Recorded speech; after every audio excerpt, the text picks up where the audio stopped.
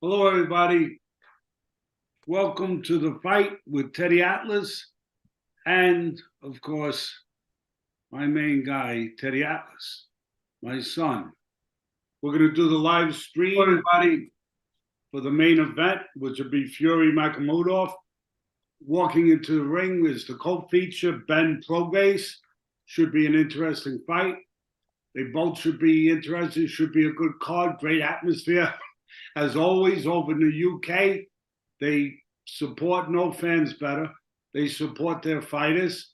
I know that there's great fans everywhere, but I always say it, the UK fans, the history goes back longer than any other fans in boxing, all the way back to the Marquess of Queensberry and beyond. So once again, great atmosphere. And we've already had a couple pretty good fights. We had a heavyweight fight with Hooney and Clark. That was a good fight. And again, we invite everybody to join in the live stream with us. You hear me doing the commentary, what I used to do back in that seat, and you'll be able to join in, ask questions, and you will get answers. Let me set the stage a little bit before I bring my son in to join me for the Prograis fight. I'll set it for the main event later, but let me tell you what I'm looking for in the Prograis Benn fight. I'm wondering if Benn is as invested emotionally in this fight as he was the last two fights. I would say it's almost impossible. And I weigh that in when I handicap a fight or I analyze a fight, because those emotional fights, I mean, it was about the fathers, then it was about the sons with Benn and Eubank. Incredible fights, incredible. And of course, they split them, and then Benn won the second one, and he looked terrific. And there are intangibles at work here. You know, it's easy for everybody. I think the easiest thing is people to say, you know what, Prograis might be at a disadvantage moving up in weight. I can see a scenario the opposite, where Benn has been fighting at a heavier weight, and now he had to move down. They made it a catch weight, 150. He was muscle, not, there was nothing extra there. He was muscle for that fight against you, but I want to lay it all out for you and give you a CAT scan of this, what to look for. That number. And he had to come down to 150. So I could see it as being a negative more for Benn, where most people, again, conventionally would say the guy with the advantage is going to be Prograis, or I should say is going to be Benn. But it could be a disadvantage coming down after he was up in that way. Don't forget guys like the great Roy Jones Jr. I know it was more weight, but when he moved up from light heavyweight to fight Ruiz, I don't know if he was ever the same when he came back down. So not as extreme amount of weight, but Benn did have to come back down after being comfortable for two fights up there to fight those incredible fights with Eubank. So, and Prograis, I don't know if it's a disadvantage going up in weight. He may be stronger. We don't know how he was making the weight before. He may be stronger. He may be more comfortable. We always give out, we do the ropes, we do the handicapping, we do the reports. I stand by my reports. I think my reports are comprehensive. They give you all the info. They give you my opinion. But more importantly, they give you every dimension of the fight. And then the hard part, I got to make a pick. I tell you the truth, I'd rather just put the reports out and let you guys figure it out from the information that I give you based on my experience and based on, how I analyze that information. In this one, I'm looking at the legs of Prograis. They have not looked that good, especially in his last fight against Jojo Diaz. Not a big puncher. He was hurt early on and late on several times. If those legs aren't better, maybe they are better with moving up in weight. Maybe he's stronger.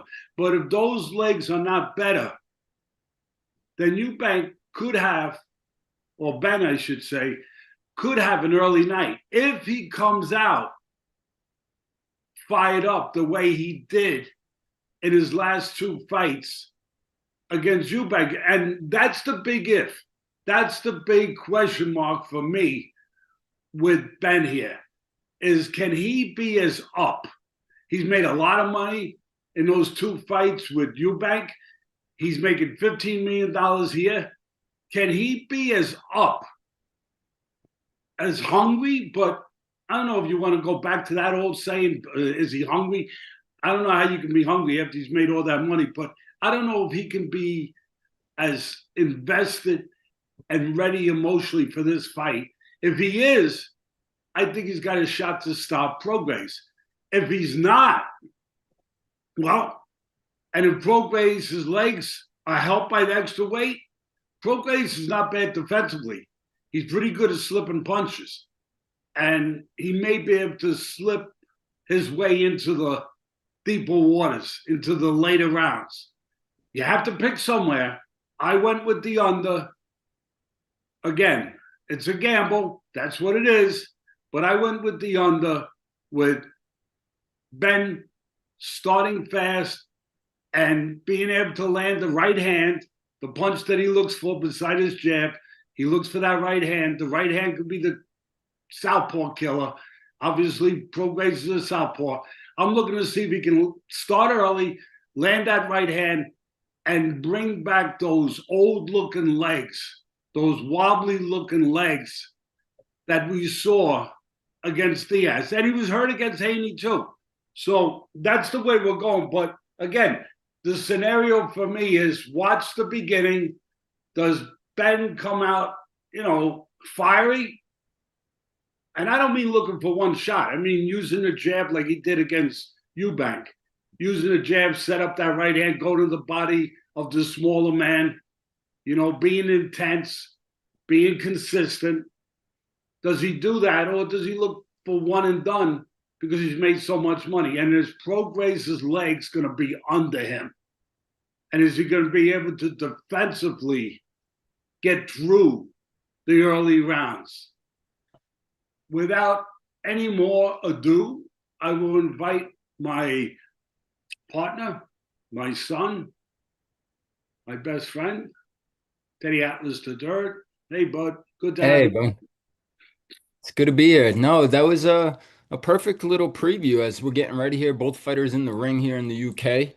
And I agree with everything you said, bud. The hunger from the money, from the fights that he's made in the past, the emotions, right? And also losing the weight. That's what I'm most intrigued by, or maybe concerned if I'm back in Ben. Losing that weight, going from those fights, like you said, versus Eubank at 160 pounds, dropping back down for this fight at a catch weight of 150. Did he lose some of his strength in doing that? Yeah, well, that's exactly, excuse me, that's exactly it. That's the X factor. And look, that's why in some ways, I hate doing the handicapping. I like making the reports. I stick by the reports. I think they are comprehensive. I do think they give you everything you need to make a judgment from. And I love to leave it up to the fans to make that judgment. The pressure is when I have to make it. And I hate it because I don't want to let anyone down if they go by my word. So that's the hard part. But for me, the easy part is the report, even though that's hard. But I can see everything, and I do see everything. I lay everything out.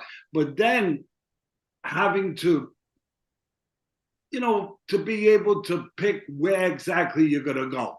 And again, there's a couple arguments for this fight. There's an argument. I went with the argument that, yeah, better be too strong. Yeah, he'll land the right hand.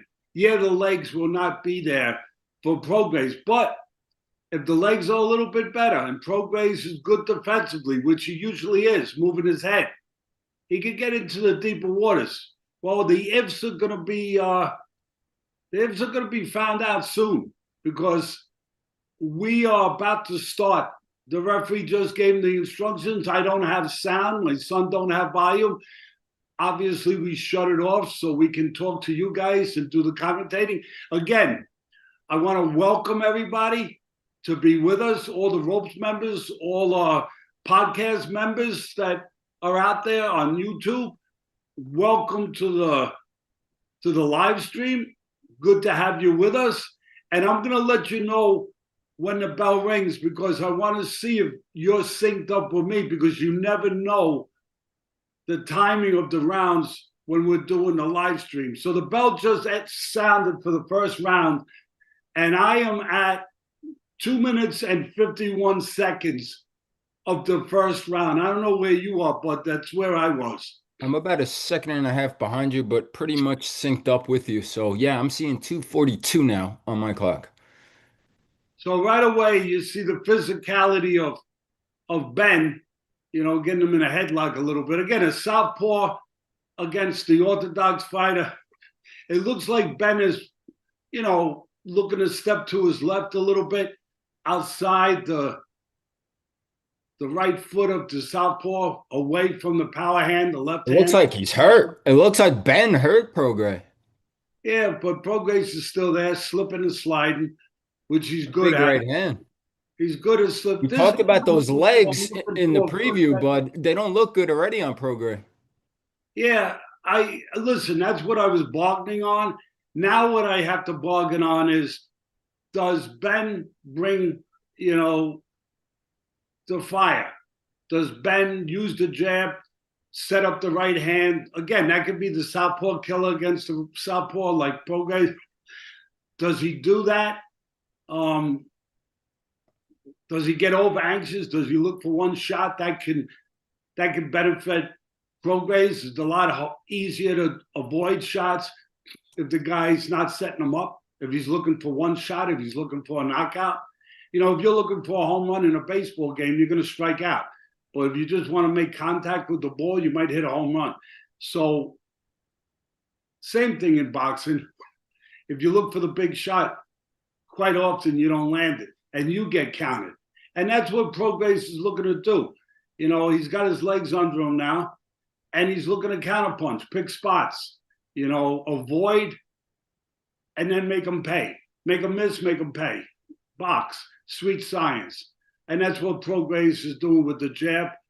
And you can see that Prograis is going to look to fall in a little bit on the inside with the stronger.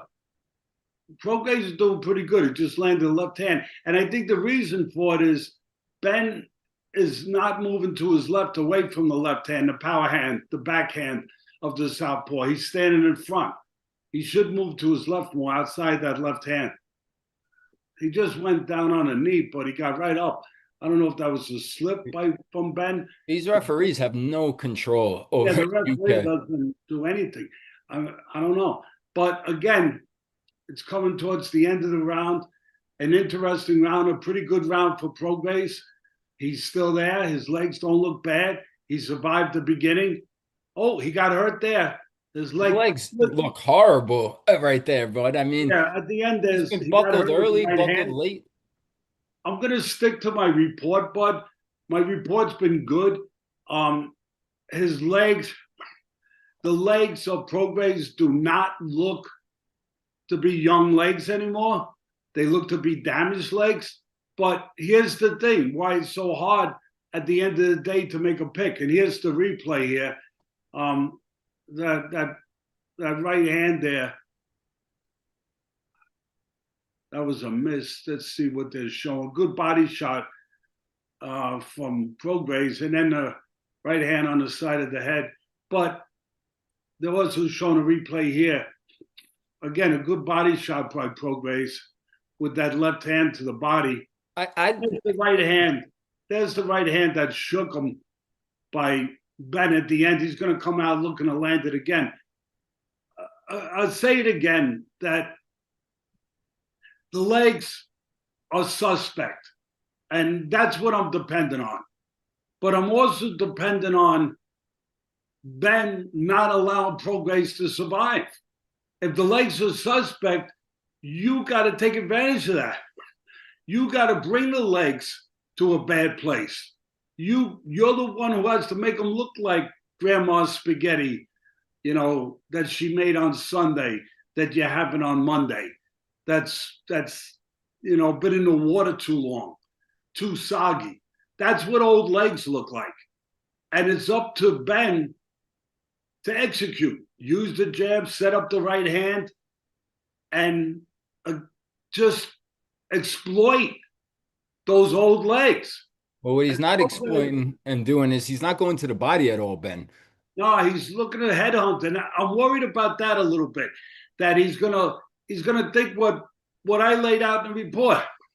I'm gonna land a big shot. I'm gonna go home. And if he thinks that with an experienced two-time champion, even if his legs are damaged, he's gonna give that guy a chance to survive. And I agree with you. He should go to the body, Bet. He's the bigger guy. Go to the smaller man's body. Take some of that head movement away. You got a guy who's moving his head. Go to the body. That doesn't move. You see Benn is looking for the right hand again.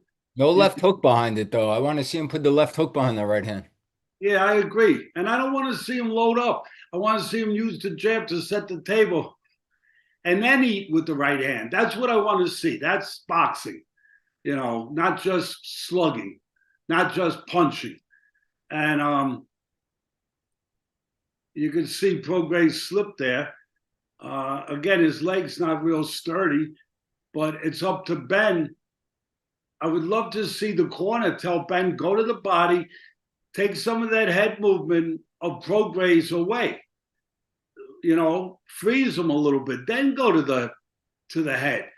I don't know what the commentators are saying, but to me, that's what I would be saying, and what I am saying, commentating here, is maybe a little too much head hunting, again, for Benn, and I could understand it. That's one of the things the corner had to be aware of in camp, that, hey, we know that we got a shot to knock him out. We saw what everyone saw, that Prograis' legs didn't look good in his last fight. But go about it the right way. Use your jab to set it up, go to the body, take his head movement away, and then you'll find the head. So far, Prograis is surviving. Again, his experience, the bell just rang, his experience, he's got great heart. He's a two-time former champion. Defensively, he knows what to do. He knows how to move his head, how to elude punches. And that's why the bigger Benn is missing the boat a little bit after 2 rounds by not going to the smaller man's body, take some of that head movement away. How do you see it? I mean, I think it's 2-0 on the scorecard, but obviously we're looking to see whether or not Benn can bring those legs back to a wobbly state. Yeah, no, I see it exactly the way you said it. Definitely have it 2-0 for Benn. Definitely see those legs. You touched on the lead up in the preview. And I just think that for Benn, exactly what you said, but he needs to go to the body, but he needs to settle down. Even he's smothering himself inside, right? He's launching himself inside. And I'd like to see him settle down a little bit, maybe part of the home crowd there. Yeah, but I agree. I think it's the home crowd, but I also think it's knowing that this guy can be hurt. And he's a little overzealous, over anxious to hurt him. Yeah, for If he sure. didn't know that he could hurt him, if he hadn't seen the preview of the movie where, so to speak, where he saw the Diaz fight, he saw him get hurt bad. If he hadn't seen that, he might not be looking for one shot so much. He might be saying, okay, I got to box. I got to use my jab. I got to set the table. I gotta do things the way I normally do. I think he is a little anxious to land that one shot to go home.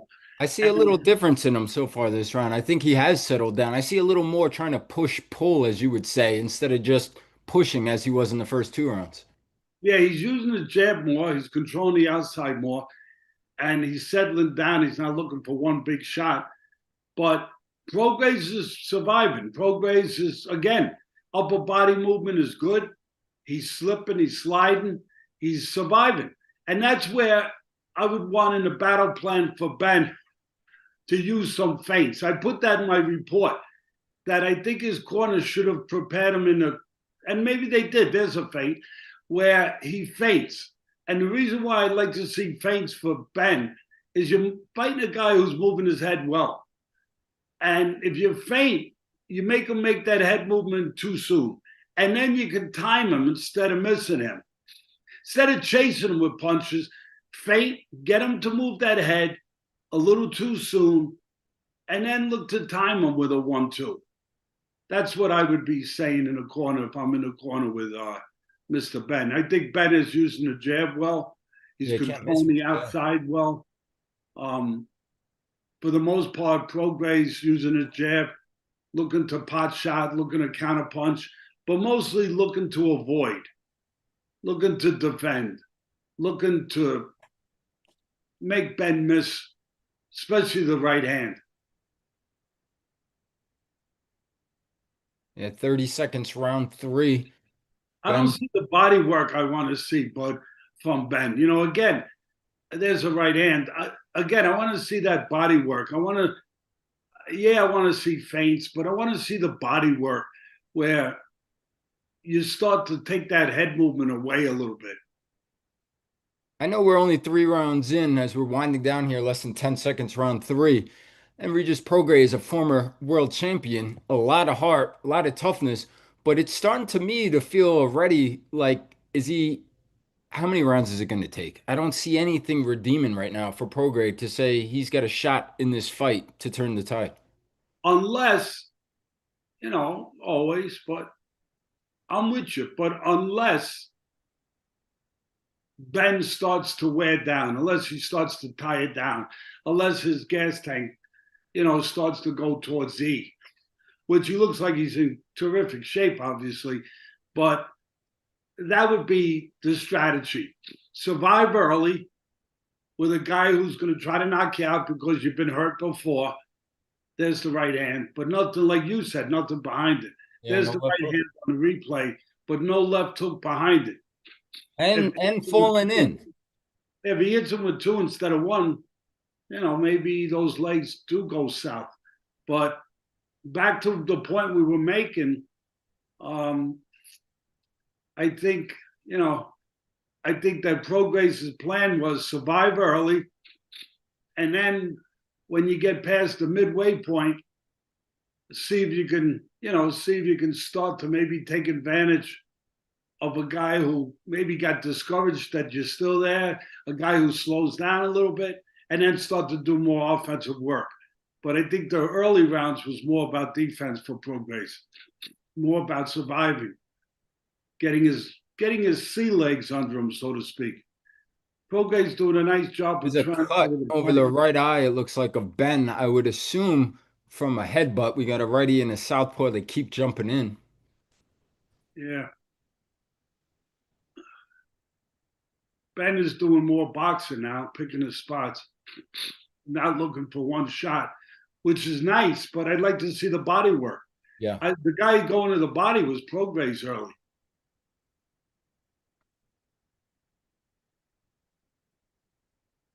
Yeah, he definitely needs to settle down and start going to the body.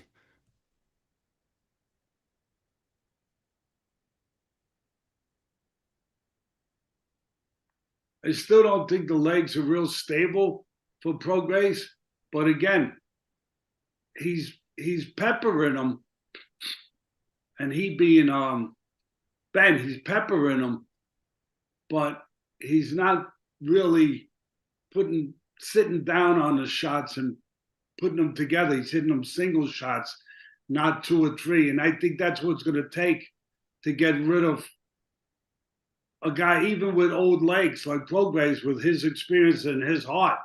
You're going to have to hit him 2 or 3, not 1. And again, no body work from. I'm surprised the corner hasn't told Benn, hey, start to go to that body and again, take away some of that head movement of Prograis. Absolutely. And there's also obviously a lot of pressure here on Benn. Could be some of the reason why he's going for the head hunting, not settling down, going to the body the way he should, right? I mean, fighting his home crowd, all the hype, the last name. You got a lot of money on the line for future fights. A lot of fighters in the UFC and other places upset with him. He's got Eddie Hearn sitting there ringside watching on. So there's a lot going on for him right now from a pressure standpoint. Yeah, 100%. That's good points. Matter of fact, I'll take it a step further. You might say that in his mind, he needs to score a knockout to justify getting 15 million. I would say he has to stop Prograis in this stage of his career. And because of what you just said, yeah, I agree with that. And that's the end of four. And that's working against him right now. And he's not going to the body. He's got a cut to what you pointed out. He's got a cut, he being Benn. He's got a cut in the corner of his right eye. Not a bad cut, small. They're using anticoagulants. They're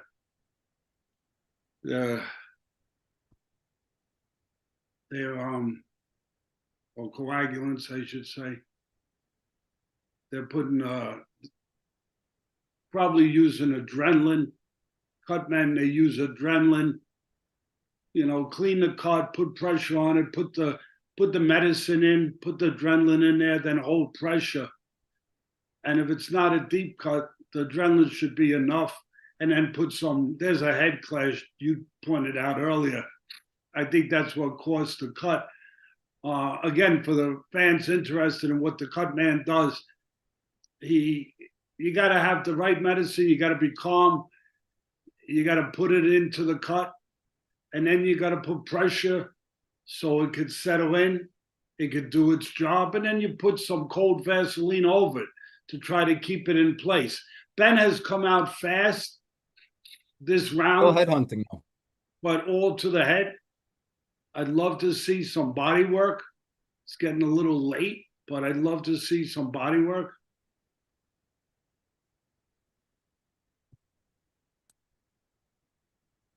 Yeah, it's the same as round one to me, but I mean, he's still, as you just said, headhunting, not going to the body. He's still coming in a little over anxious, right? He's not under full control and able to have a little more distance to set up some follow-up shots, like right now.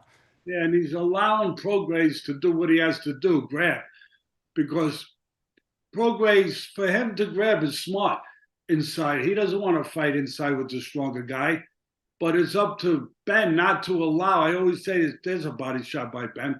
I Yep. always say there's another body shot by Benn. I always say that it takes two to tango with a tie up, with clinch. It takes two people. And if Benn doesn't want to get tied up, he can take a half a step back and not get tied up and keep his hands free. Don't put his hands behind like he's doing now. He's allowing Prograis to do what he wants to do inside, tie up the stronger man. If you got the edge on the inside, it's your job not to get tied up. And there's a lot of ways to do it. Rotate your shoulders, take a step back, but don't put your hands behind the guy. And Keep your hands in front. Prograis keeps acting like those body shots are not bothering him, which we know what that means. Keep going back to the body. Yeah, he should have been going to the body from the beginning. Yeah, absolutely. Prograis showing a lot of heart. He's in there not trying to just survive right now. He's exchanging. He's not Well, he's showing taking the plenty worst heart, of it. which we knew he would. I mean, it's in the report. He's a two-time champion for a reason. Benn continues to land at will with that right hand on the chin of Prograis, but no left hook, no combinations with it. No, A lot of punishment starting to be piled up on Prograis now. He's starting to take a lot of clean shots as we're almost through five. Coming up on 10 seconds, bud, round five.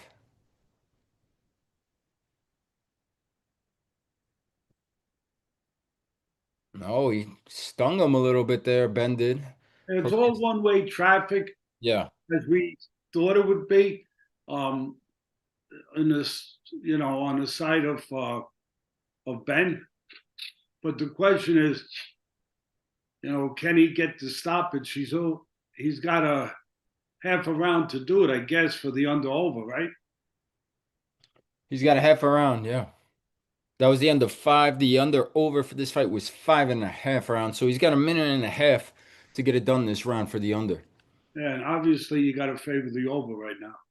You favor the over. The way it's going, it feels like it's gonna have to be the corner or the referee or accumulation of punches because the one shot isn't enough right now by Ben. Yeah, it doesn't mean he can't get a stoppage before 10, but we're talking about before 5.5. Right. But again, the experience of Prograis, the heart, the former champion is showing you he's doing everything to hang in there. He's moving his head well. He's enduring when he has to. But I think he got helped a little bit by what Benn did not do, which was go to the body early.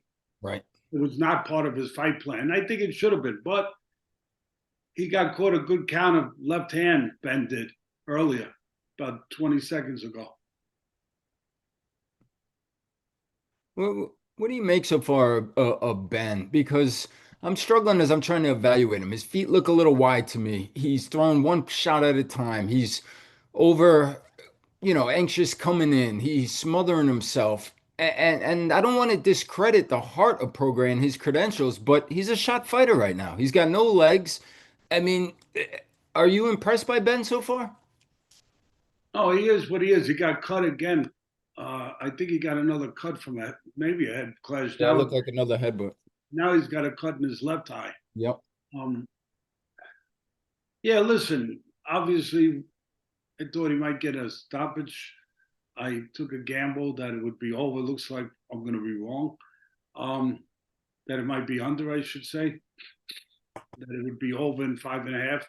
But again, I think that you made a good point. No excuses here, but you made a good point. And it looks like it's the under is gone now. But you made a good point that all the pressure really is on Ben, to justify making $15 million coming off the emotional fights with Eubank, going in there with a guy who's been hurting in his last fight badly, where everyone expected him maybe to knock him out.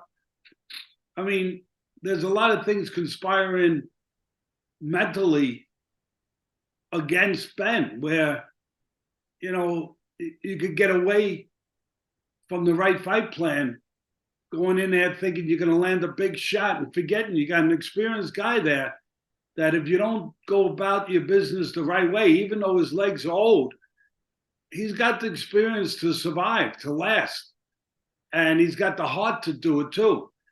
I really believe that if Ben didn't see the tape of Prograis' last fight where he got hurt, he might have went in there towards what you're talking about, going to the body from the beginning. He's starting to go to the body more now, Ben, and I think it's helping him. But he should have started early if you want to get to stoppage against a guy that elusive, that good at moving his head.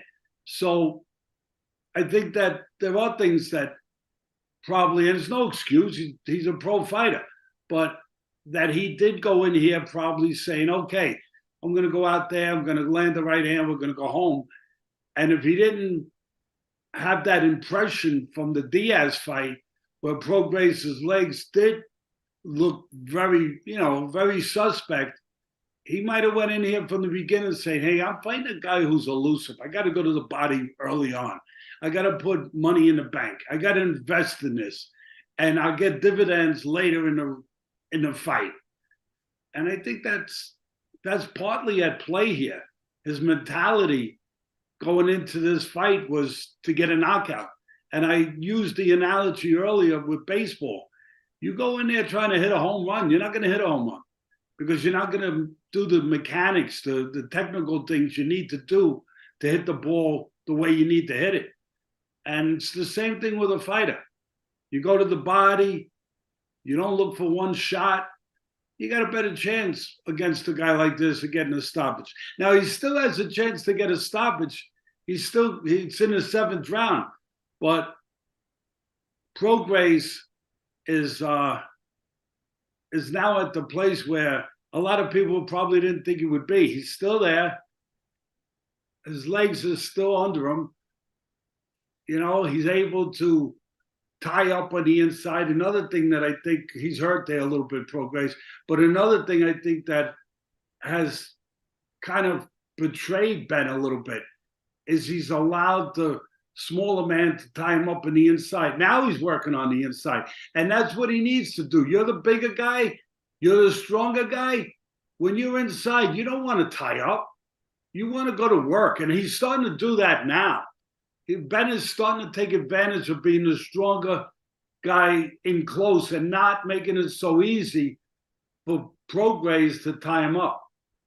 He's really dominating this round here. He's got Prograis hurt, but again, a lot of heart and a lot of deflection of the punches. Prograis is good at not getting caught two in a row and not getting caught real clean. You know, he'll block, he'll slip, he'll slide, and that's why he's still there. Yeah, and in part of the reason why he's never been stopped in his career this is his 34th professional fight. But he's still a shop worn fighter, to your point, but you know, and to the point of what I think I laid out from the beginning. Prograis is shop worn, but his heart, his IQ is still there. And by not going to the body earlier, even though Eubank has gone to the body the last 2-3 rounds. Benn, I'm sorry. I think of Benn. I think oh, of you. was that another headbutt? And then Yeah, he came back. Benn did with a nice little combination there, 2 right hands, I believe. Again, he's going to the body. The corner must have told him, hey, this guy is making you miss up top a lot. Go to the body. And he's been doing it the last 3 rounds. He has been, and I think it goes back to what we were saying earlier. I think he's starting to feel the pressure a little bit, Ben. He's got to start pressing, right? He needs to get the knockout. I mean, this stadium is packed. It's reported he got $15 million for this fight. There's a lot of pressure on him. If he doesn't get this knockout, I think it's a disappointment for him tonight. In his listen, at the end of the day, a win is a win. He'll be happy with the win, and a dominant win if it continues this way because he's won every round. Yeah, David Hay's been having a tough go on the scorecards tonight. Yeah, but to your point, there's Benn's father, Nigel. But to your point, you know, you're getting paid $15 million. People do expect you to get a knockout against the guy who most people feel is shop worn. But good left hand landed by Prograis there. And again, you see Benn now going to the body on the replay, doing a little more work on the inside where he should do work, being a bigger, stronger guy.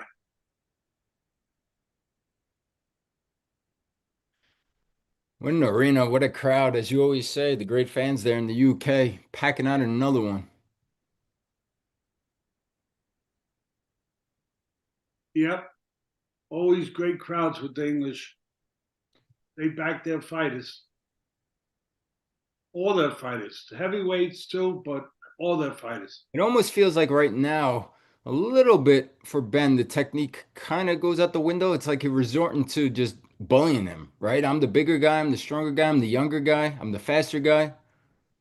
Yeah, I think right now, I think Benn, I think he's boxing well now, to be honest. He's picking his spots on the outside. He's picking spots with the right hand. He's going in and out. He should not allow himself to get tied up, which he just did. But I think he's boxing well, Benn. You know, he's got a guy with a high IQ, former champion.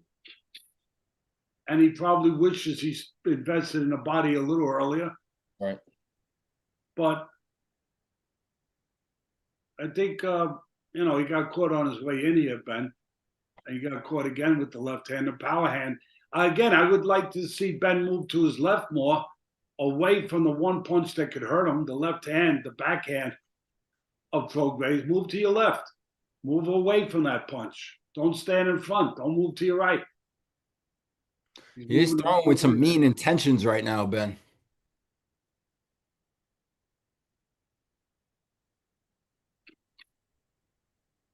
I think Minute he's 25 seconds, round 8. if I'm in a corner of Ben, you know, he's dominating the fight. Keep yourself free inside. Take a little step back, and I'd look to land the uppercut, kind of like the undefeated phenom heavyweight in England, Atama, did in his last fight with Franklin, where he took a little step back and landed the uppercut. I'm telling Ben on the inside, you've hurt him in the body. He's falling in, as you see there. Prograis is looking to lean forward a little bit now. I think you're going to find a home for the uppercut if I'm with Ben. Yeah, he's really dominating this fight here, Ben. I mean, but Prograis has shown all the heart in the world, but taking a good amount of punishment. And it just feels like there's no chance for him to turn the tide, as I was saying earlier. I never felt like Prograis had any shot in this fight, not even a puncher's chance, as you would say. Yeah, the one punch that he would want to land if he had a chance would be the left hand. And And Eubank has given him an opportunity by moving to his right and standing in front instead of to his left in spots. But another round in the bank for Ben. as dominant as he's been, bud, and I'm not trying to be overcritical here, just to my eye, I'm not too impressed with Ben right now. I'm really not. I think he should be doing a lot more versus a very shop-worn limited fighter like we're describing and seeing in Prograis. And some of the comments and the viewers with us, they're kind of touching on the same, saying, let me pull up a few here from our chat. Attorney Bailey said Ben struggling with the shop-worn fighter. Beat. Let me see what else we have here. Ben running out of ideas, Dennis Duff said. Seems to have a limited game plan. I don't see more dimensions. I don't see more of a toolbox, I guess is what I'm saying. Yeah, I think we covered it, bud. I think we covered it every which way to Sunday. And, I think it was tough. There was more pressure on him than Prograis. There was all the pressure. Justified 15 million, come off two emotionally impactful, iconic fights in England against, you know, the arch enemy, Eubank, the history of the fathers, the whole thing. Great fights, especially the first one, phenomenal. He wins the second one. It's hard to come back and duplicate those kind of efforts. And as far as one of the fans saying that, it didn't look like he had a complete fight plan, I can't argue with you. I but I think we were all over it. That I think he came in there thinking he's going to score a knockout, land the right hand against the southpaw, and and forgot about what Prograis has been. Besides a guy who has looked like he's got old legs, he's also been a guy who moves his head well. He's got a guy. He's been a guy who's a former champion. He's been a guy that has plenty of heart. And part of the fight plan should have been to go to the body. But I think he overlooked that, thinking that it's going to be like Floyd Mayweather said, easy money, and it has been easy money to a certain extent, even though he's had to work for it. He's won every round. But I think that he did kind of leave out of the fight plan that, hey, I should go to the body, take this head movement away. And he didn't think he had to because he saw what I said earlier. He saw a guy with, bad legs and figured I'm going to get rid of him instead of going about it the way he normally would go about it if he didn't have that preordained in his head. No, absolutely. A lot of credit, the heart being displayed again by Regis Prograis right now. 1 minute, round 9, bud. But unless something dramatic happens that would shock the heck out of me, I don't want to see Regis Prograis respectfully fight anymore. Yeah, I mean, you got to worry about the legs. The legs tell you everything. that he's taking damage, and he's hurt here. I don't know if he's going to finish 10 rounds.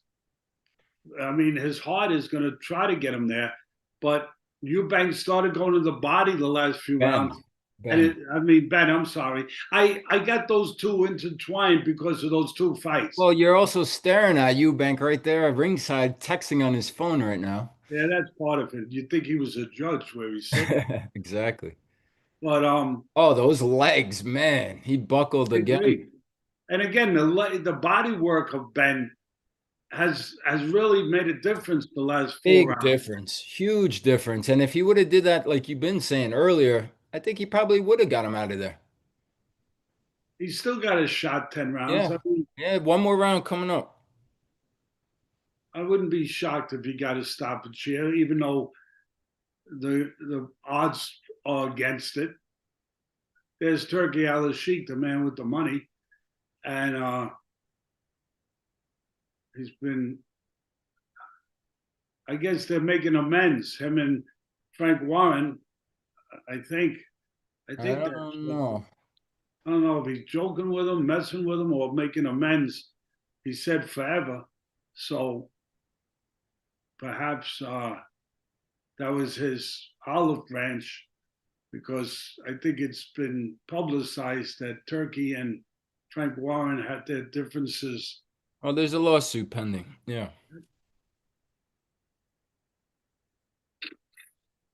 Obviously, 3 years ago, 2.5 years ago, when Turkey Al Sheikh came on the scene and changed boxing to the degree that he brought the Arab money and started making big fights that were not made before, and brought fights that the sport needed and the fans wanted. Legs are gone. There's Prograis going down bad legs again, and What's the referee so doing? much hard. But to finish the point, the refs wanted Ben for pushing. To finish the point on that, put it to rest. Frank Warren and and Hearn were two of the, and Spencer Brown were the manager and a promoter, but the manager Fury were the main promoters that Turkey went to make those fights, to make his wave that he made. And he made a big wave in boxing. But those are the guys that he went to do it. And now, obviously, he has gotten to a point where it looks like he's kind of pitched his tent with Dana White, with Zuffa Boxing, and doesn't have the same affiliation with those guys at this point now. He's going more in a different direction with Dana White. But to finish up here, give Prograis all the credit, all the heart in the world.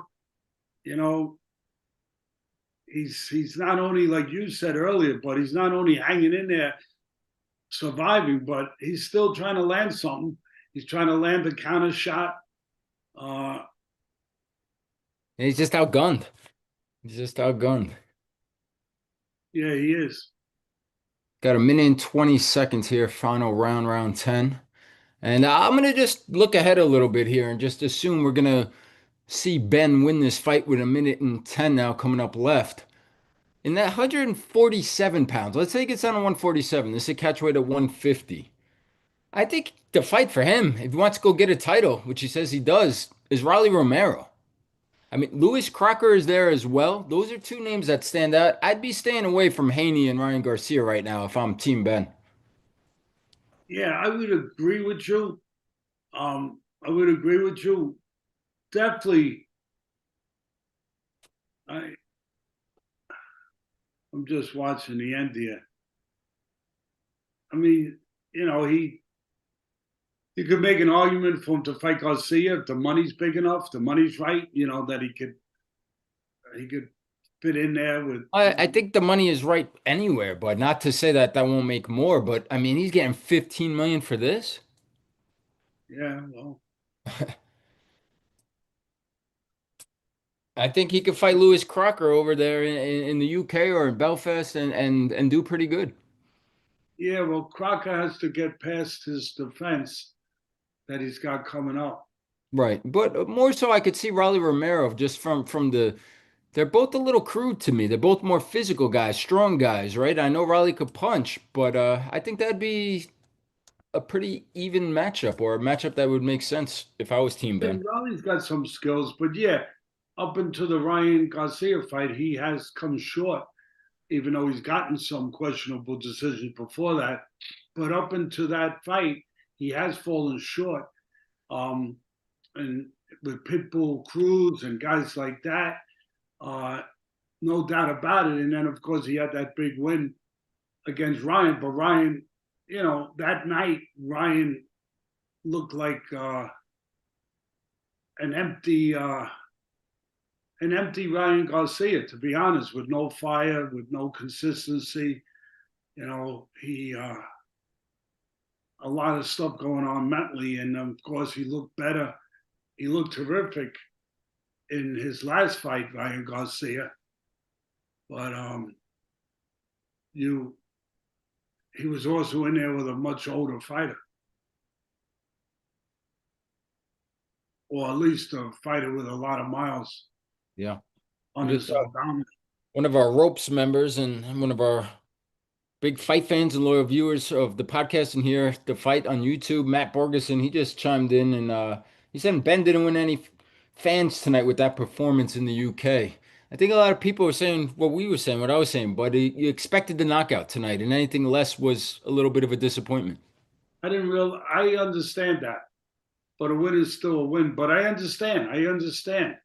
It's not always that you win; it's how you win. And he's at that money place now that you do have to satisfy the critics. You do have to make that splash. If you're getting paid splash money, you want to make splashes. But he was in there with a guy who was determined to last, and he started going to the body late in the fight. I think it would have helped him if he went earlier, but he didn't.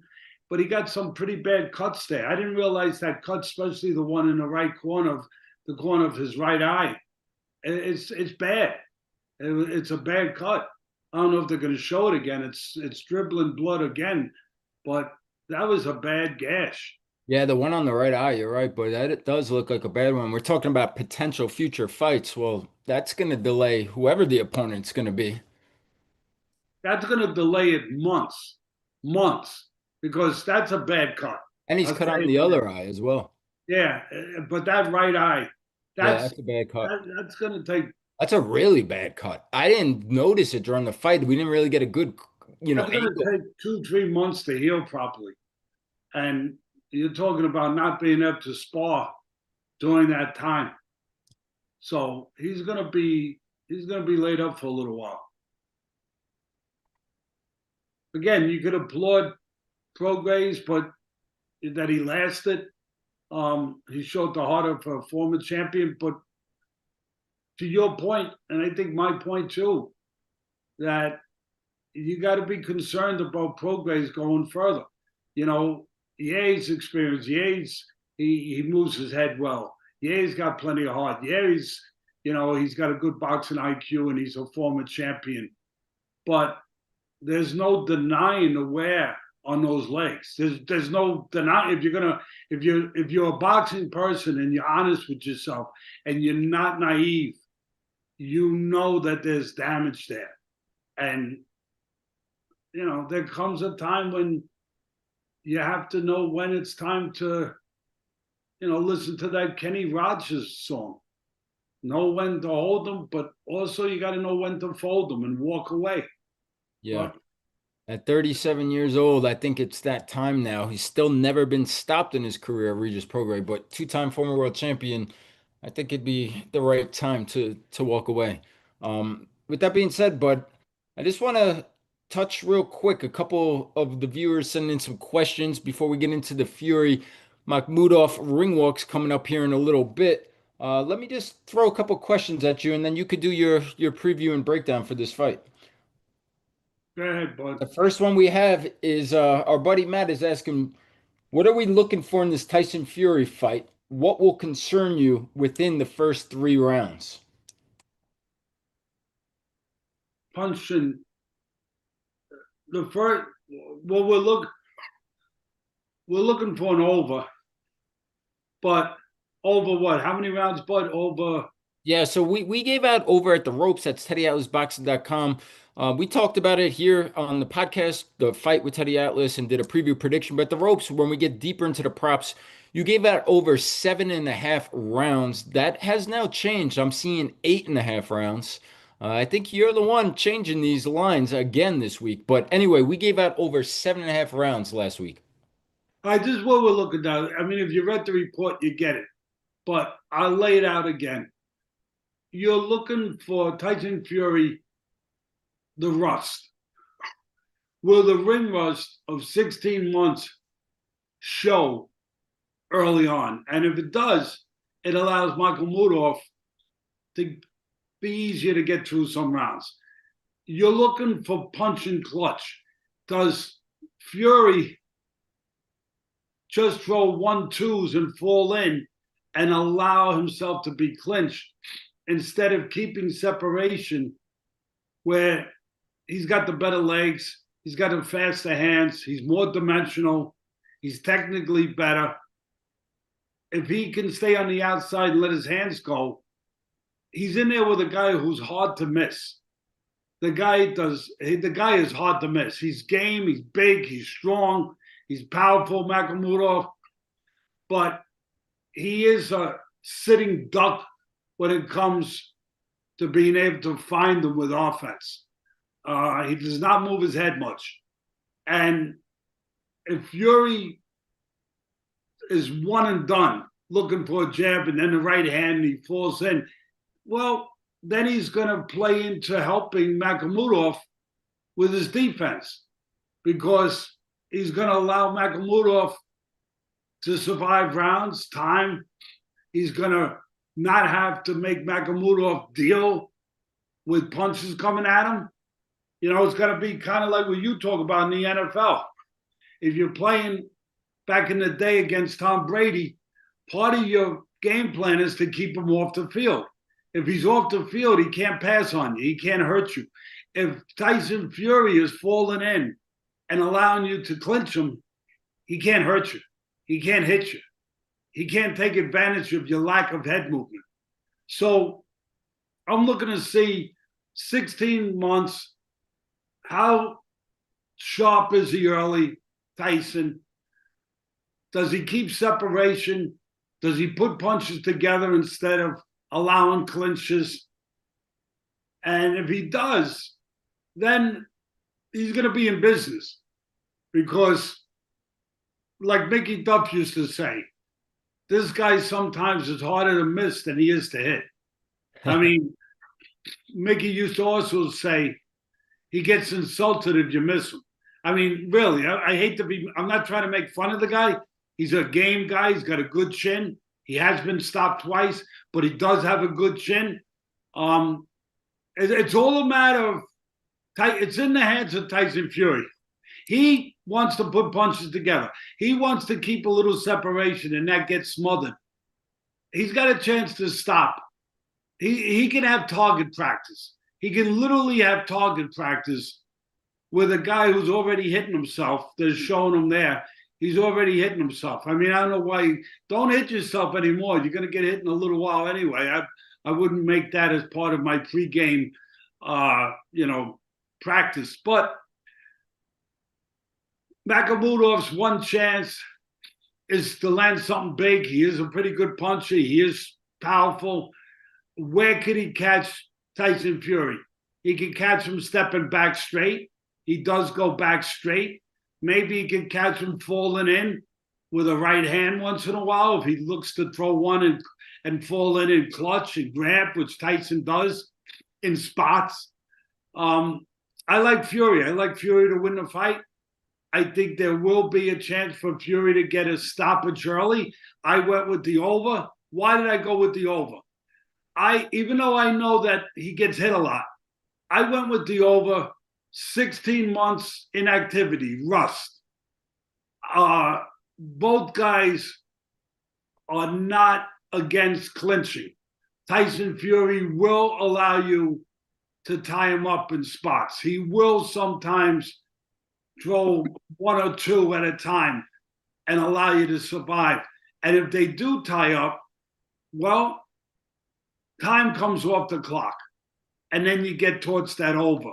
So that's pretty much the layout for me. You got a big guy. He's going to have to try to catch Fury going out. Both guys are big, but you got a big, massive beast who wrestles with bears. I think everybody saw that video. It was a friendly bear. It was a friendly bear. I don't think Tyson Fury is going to be as friendly as the bear was. And I don't think he's going to be satisfied with bear hugs. I think he's going to actually look to throw punches. The bear didn't look to throw punches. That's it. That's my breakdown. It's all in the report. I wound up going with the over, but I think early on is going to be a chance for batting practice for Fury. Will the 16 months really hurt him? The inactivity? And will he keep his distance where he can put them together instead of getting smothered on the inside? That, to me, that's everything. The big Makhmudov who's coming to the ring right now, very one-dimensional. I mean, he's coming in front of you. He's always in front of you. He's always a target. And he's always game. And he's trying. But the dimensional fighter here, the guy with options, the guy with choices, that's Tyson Fury. He can box. He can engage. He can, he can use his jab to set the table all night long. He can use his legs. Makhmudov's legs are slow. His hands are not fast. The legs of Tyson Fury's are much better, much more mobile, and his hands are faster. And then the last point, Tyson Fury at this point in his career, how much is left? You always got to wonder that. He, at this age, and all for the tough fights that he's been in with Usyk, and then you go back to the Wilder fight where they both took a lot of punishment in those fights, especially that last fight with Wilder where they were both on the floor. You always wonder, when does a fighter get old? Anyway, I think that's the layout that I would stick with. Hopefully that answers the questions to all our guys out there that are getting ready to watch this with us. Yeah, And that was again, great.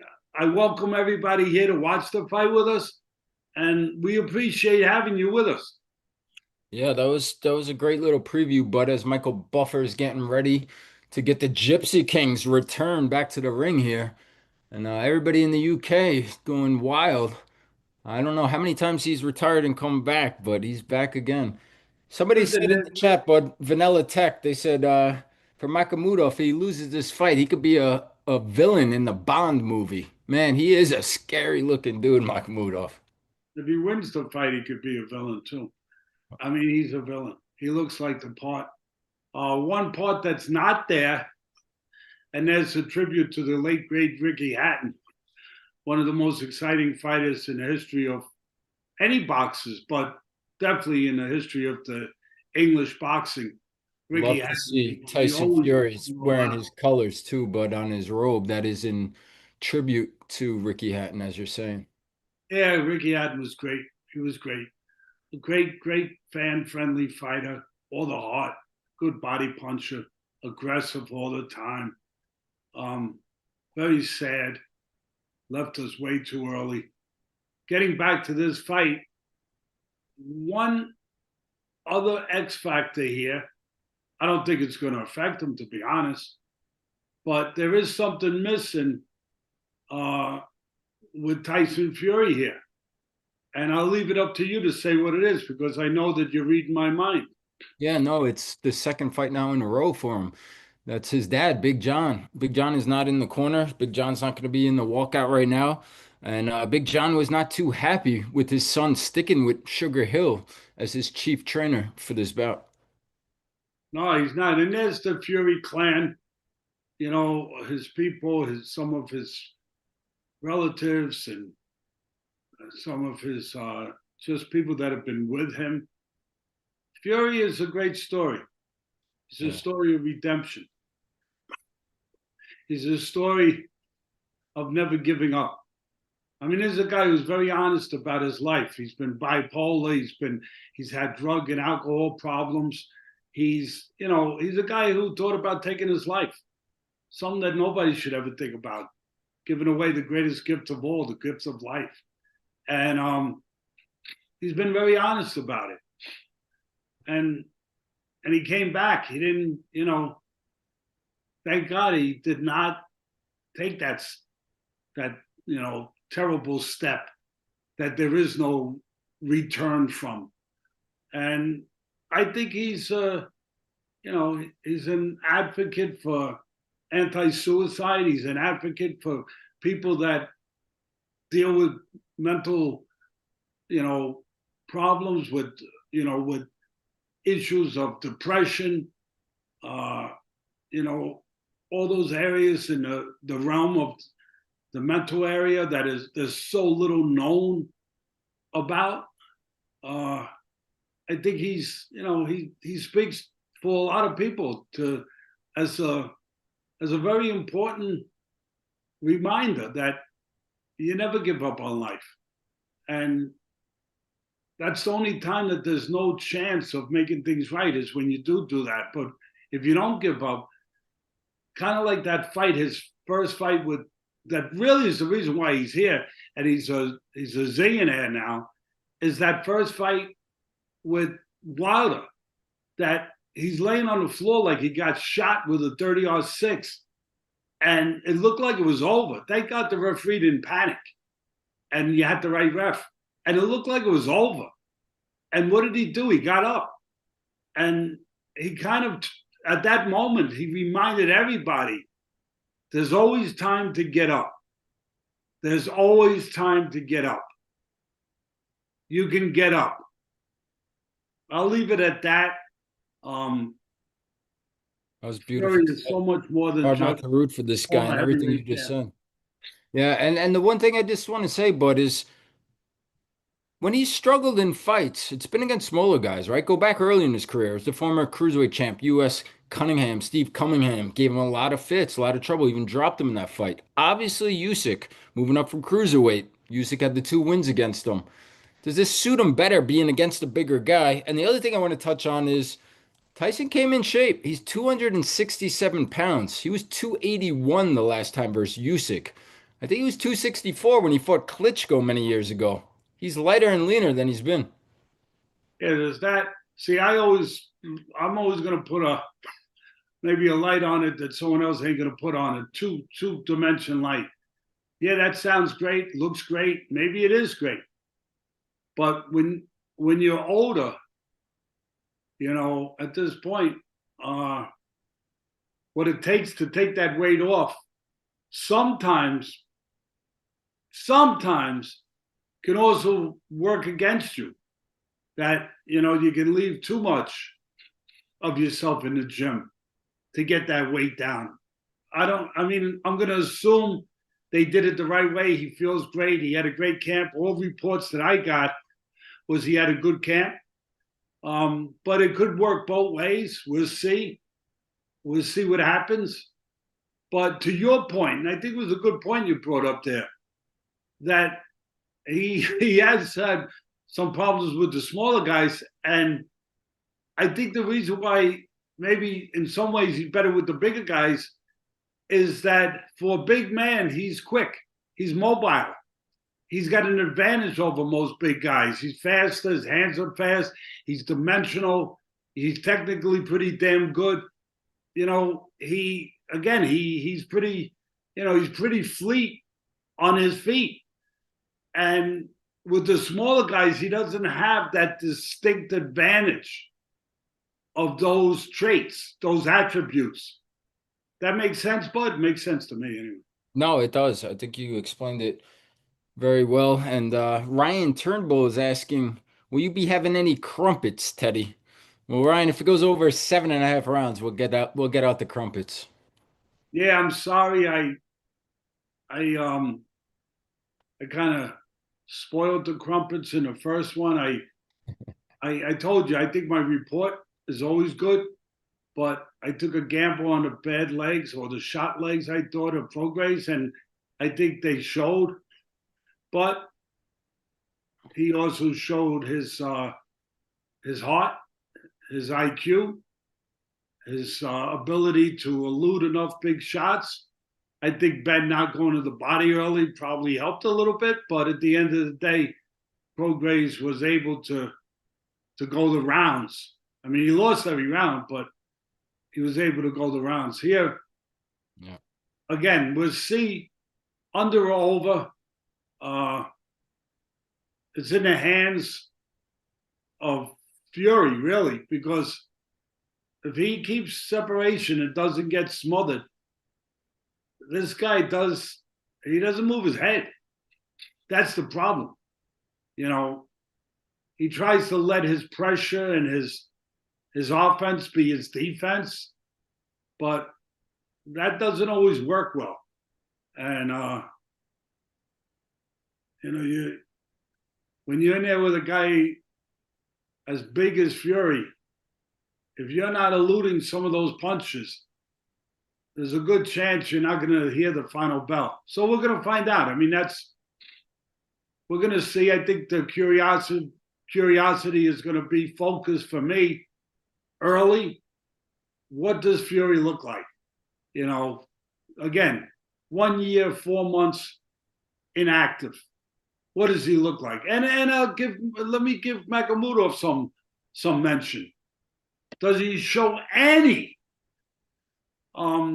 inclination to move his head? Have they done any work in the gym to be a little more elusive?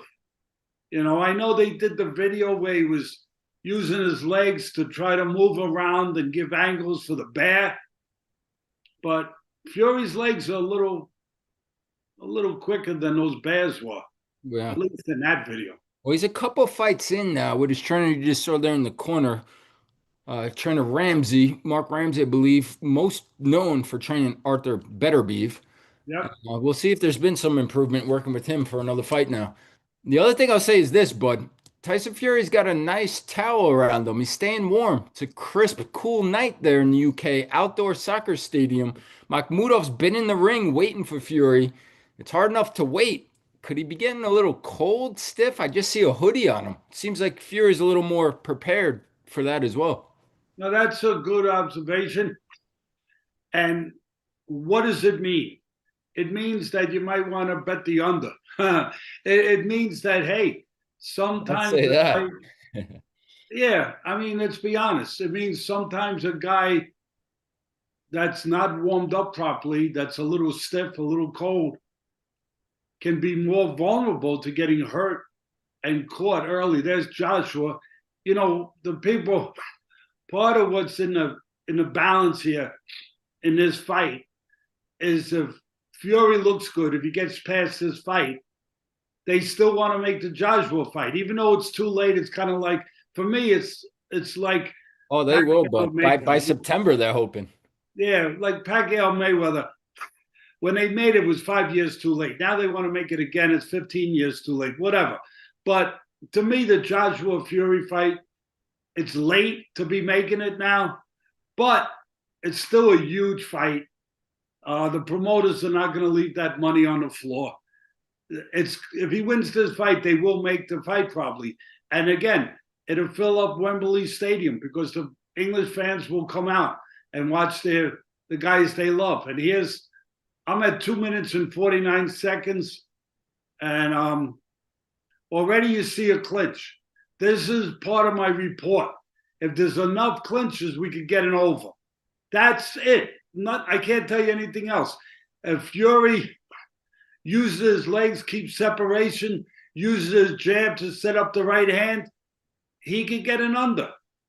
But if he allows this, and so far it's on cue to what I said, if he allows the guy to close the gap and smother him, then we could get rounds. Now, if I'm in the corner of Fury, and hopefully he worked on this for him in camp, I'm looking for the uppercut. This guy is reaching in. Makhmudov is falling in. He's leaning in. I'm looking for the uppercut, and Fury has used it to knock out Dylan White, to knock out guys. There's the uppercut by Fury. For some reason, Fury decided to turn southpaw very early, and he's staying southpaw right now. I don't know. I don't know if it's because he sees something or what, but for me, I'm looking for the uppercut. If I'm Fury, I'm looking to catch Makhmudov coming in before he closes that last 2-3 feet. In other words, it's all about timing. It's all about location. It's all about Fury letting his hands go at the right time, the right location. When Makhmudov is coming in before he gets in, like right there. And you know why Fury's not able to execute that fight plan that I would have had as his fight plan if I was in camp with him? I'll tell you why. He's not set to punch. He's going backwards. He should be set to punch. And instead of going backwards to avoid the punches, throw your punches as he comes in. Be set. Punch as Makhmudov comes in, and you can catch him. And there's the opportunity for Makhmudov. We talked about it before the bell. He's got a chance. If he's going to do anything offensively, it's going to be to catch Fury going back straight, because Fury will go back straight and Makhmudov will come in straight. Catching him with some right hands, you see a little redness on the right eye of Fury. And here, as you were going, Bud, I don't want to interrupt with some great points you're making, but here's the big concern, and the viewers with us have brought to my attention. I didn't realize till they said it. This is the same referee we just watched with Wilder versus Chisora. And he had no control in that fight. That was a sloppy first round. I hope it doesn't go down that path. And this referee should not be back after what he just did. Well, we got the best fans. So they pick up on that right away. But we do. We got the best fans because they care, because they're passionate. And they're right. And that's the problem with boxing.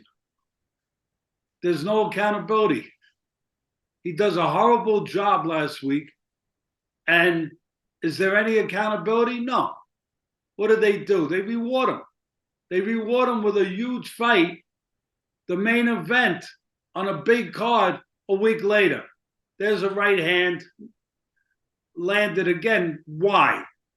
Because a headbutt. Fury's people don't like it. The reason that right hand landed is because Fury has a habit, technical habit, bad habit, of going straight back.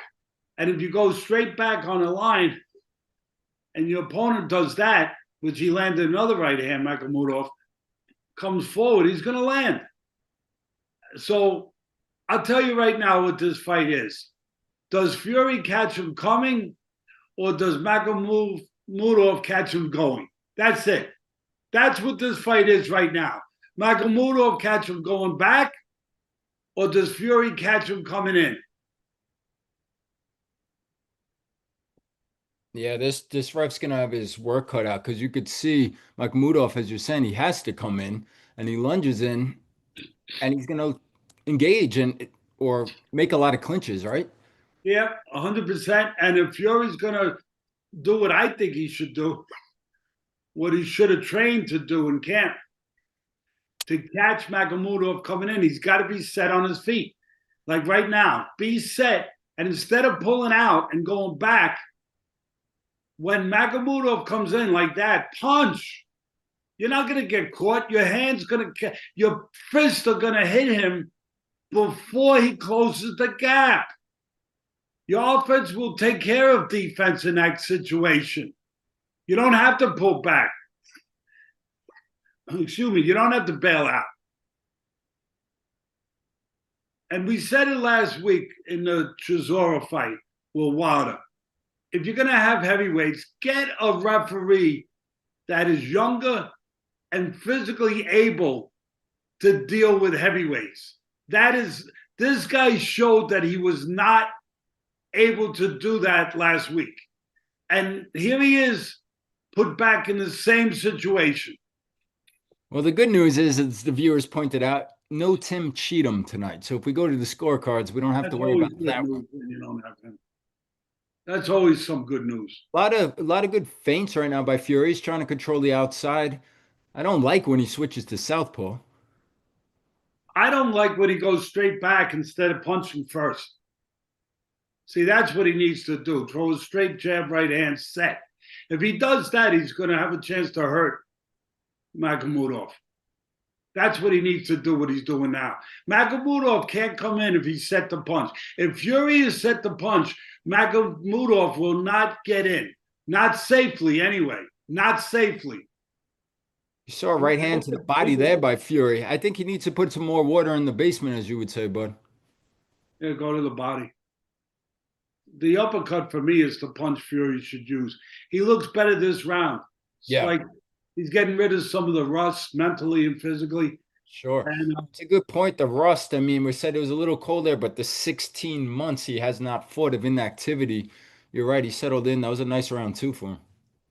yeah, he's looking better now. And it's not good for Makhmudov. Well, It you was said in your Makhmudov. preview, if Fury had enough left in the tank, and he was right, it could be target practice. That round started to become that towards the end of the second round. Yeah, Fury is set. If he controls the outside, draws a line in the sand, in the canvas, and sets his mind and his body and his feet to punching, letting his punches go before Makhmudov crosses that line, he's going to do what he did there. He's going to land. There's the uppercut from the southpaw position, and he tried to put the hook on top. That's a good combination for Fury to use. Now he's back to orthodox after turning southpaw the last round. Yeah. Round three, 2 minutes and 52 seconds. And I just want to say thank everybody for being with us, for joining. If you guys could, please hit the like button. That'll help us out. And take a look in the description below. Best way to support us, guys, is through our sponsors. You see my father's wearing Fiofo and La Rocca Coffee Company. Could check out both of the websites. Teddy10 for 10% off. Pete, I like the way Fury's more controlling the ring now, the center of the ring. Yeah. Why do you think he's switching so much right now, so early in this fight? I think I think part of it is that he thinks he can do what he wants with this guy. Yeah. He thinks the guy's like a sparring partner. Really, I'll be honest. I think he can have fun. He can try different things. He feels it's in his hands. It's not in Makhmudov's hands. And he's the more talented, obviously the more experienced. He's got the options. He's got the choices of what he wants to do. He can box. He can stay on the outside and just float around, pick spots, pot shot. Or he could sit down, grab, bend his knees, grab the floor, and really drill this guy as he comes in. Yeah. See, this is what I was boggling on. A lot of clinches. If there's a lot of clinches, Clock then, ticks. it's kind of like keeping Tom Brady off the field where he can't do damage and where Fury can't do damage. But on the outside, Fury can do damage. He can, he can have target practice if he lets his hands go at the right time. This Makhmudov is just big. He's game, but, he's slow. He's one-dimensional. He's right in front of you. His only chance is to land a big shot, maybe a right hand. And nothing comes straight. It's all wide, though. Yeah, it is. He's got two chances to catch Fury. One is to catch him going out, and the other is when Fury does fall in sometimes with his punches. And like that, when he comes in close and he gives up his height. See, I don't think Fury has to give up his height. I think he could get full extension on his punches on the outside and have the best of both worlds, defense and offense. He doesn't have to come close. When he comes close, I think there's a chance for Makhmudov to land something. Yeah, I'm with you. Another good round for Fury there's the bell round three. He's in And Bud, control. I think that's your answer. You see the smile on their interviewing Joshua. Yeah. Joshua, of course, he's there to see if Fury wins this fight. Hey, we're going to have another huge payday, maybe the biggest payday in the history of heavyweight boxing, which is, there's been a lot of big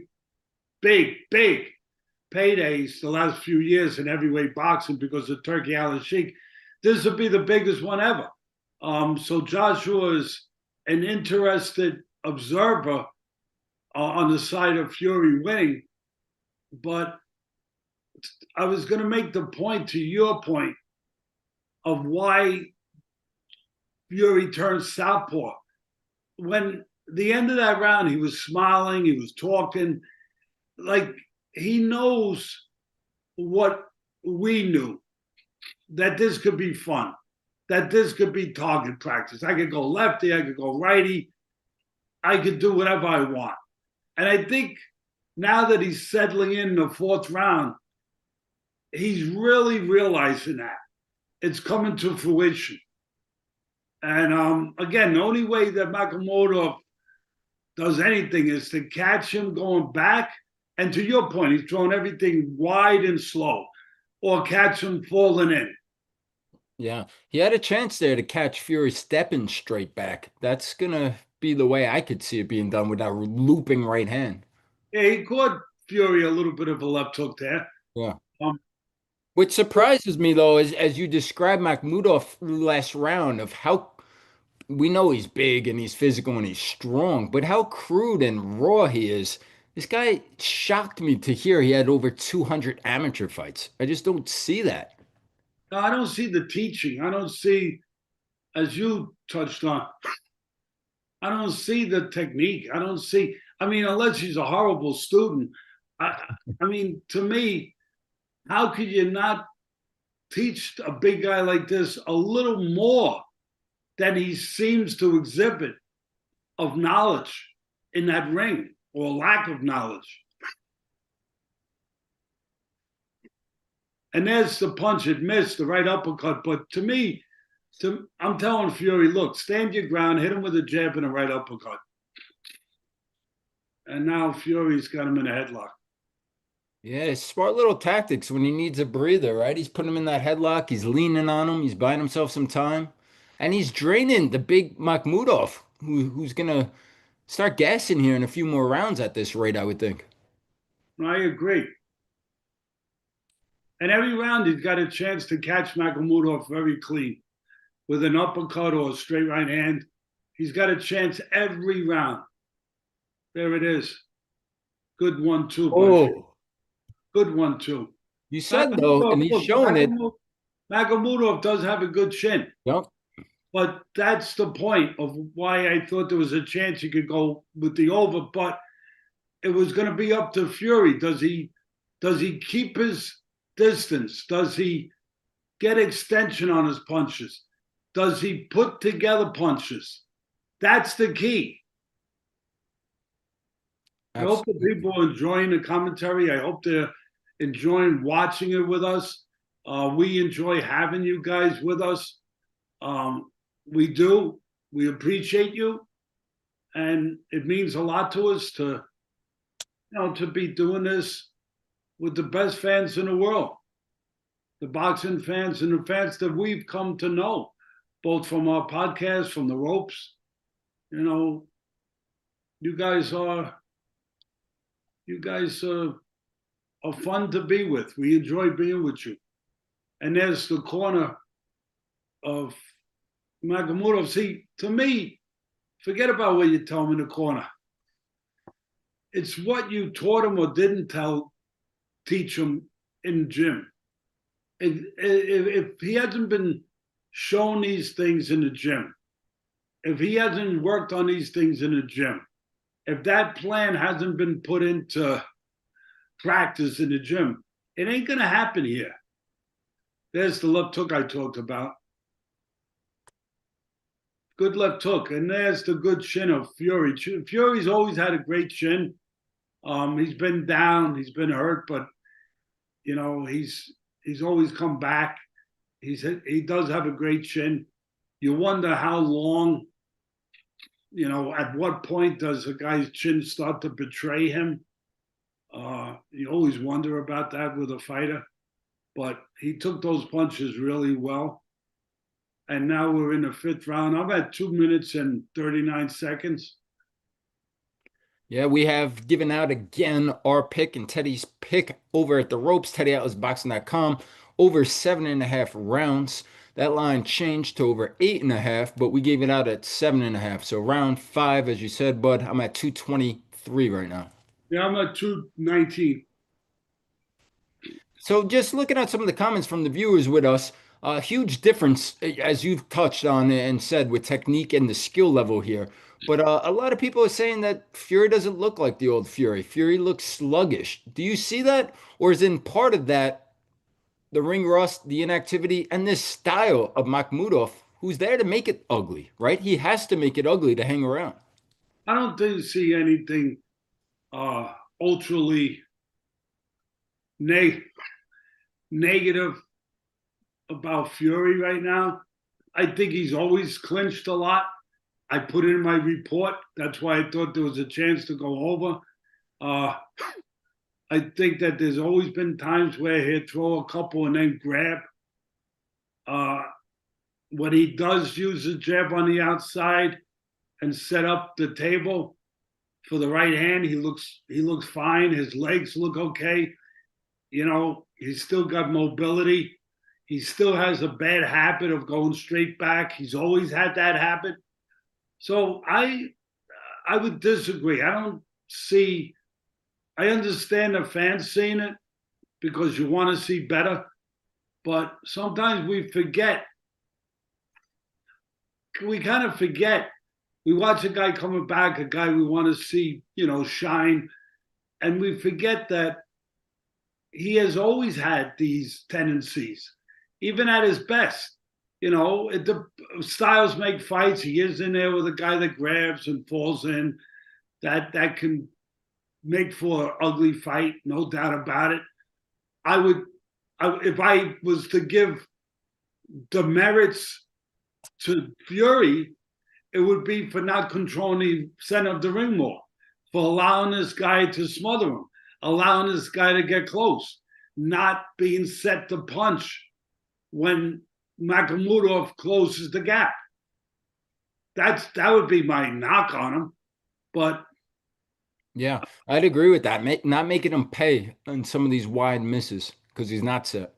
and I understand fans saying, you know, there's a diminishment in Fury, but again, he was never as good as nobody's ever as good as you think they are.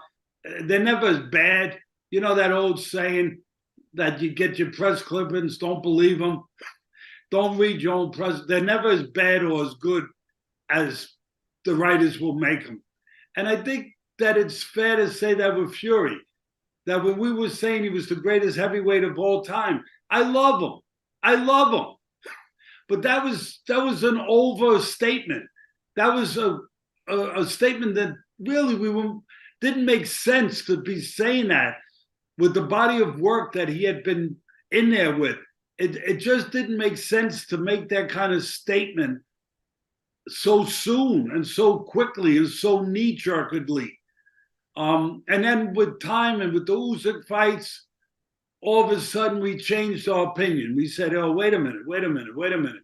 We see some flaws. Those flaws were always there. And the good things were always there. The strengths, the mobility, the heart, the chin, you know, quick hands. That's always there. And it's still there, but the flaws are there too. And again, I think there was a point in the career of Fury for a long time that we didn't see that. We just saw him dominating the level of guys he was dominating. And we made a little bit of an over-assessment of what he really was. He's a very good fighter, but he wasn't the greatest heavyweight of all time. And now we're being more critical. Now we're seeing, him come back to earth a little. We're seeing some of the flaws, and now all of a sudden we're being overly critical. We went from being overly, overstating him to being overly critical. I think that's really fair to say. Yeah, I think you nailed it all. And we're halfway through, coming up here around number 6. And he's in complete control. He's having fun now, right? I mean, he's smiling, he's switching stances, and he's boxing beautifully. Yeah, he could have target practice. Yeah, exactly what you said in your report in the lead up in the preview. It's playing out to a T so far. The I think, clinches, I think all he of it. could hurt this guy to the body if he hit him in the body. To your point, Hopefully, he doesn't do that for another round and a half. yeah, I agree. We're again going for over 7.5 rounds here. 1 minute left, round 6. There's the uppercut again. Now, if people want to ask me, Teddy, why is it not more effective? He's not setting his feet to really commit to those punches. He's moving out while he throws them. I think he should set his feet and throw them. And I think that he don't have to move out, that he would catch, like he's doing now, he's trying at least, he would catch Makhmudov before he ever closes in to hit him, before he ever gets into a place where Makhmudov would be dangerous. He's having fun now. He's talking to the crowd. He's entertaining. He's in the zone, Tyson Fury. Yeah, Makhmudov, the problem with Makhmudov is what the problem always is. There is no plan B. There is no anything else. It is what it is. He's a big, slow, cumbersome guy that has a good chin. He's got heart. He looks like he's getting diminished a little. He looks yeah, like he's he's getting tiring. discouraged. He looks like he's tiring a little bit. He looks like he is discouraged a little bit, to be honest. Yeah, I don't like his body language. I don't like the arms on the ropes that the trainer's allowing that, showing he's tired. I know you would slap those hands off the ropes right there. Yeah, and I think that I don't know, I saw some blood somewhere. I don't know where it was coming from. And he's mouth breathing a lot in there. He's got his mouth open in between rounds. Again, it's in the hands of Fury. What does Fury want to do? Does he want to, does he want to put an exclamation point on it or no? And when does he want to do that? I think that's really up to him. And I think that's his family that he's gesturing to, the Fury clan. They take up 2 rows of seats there.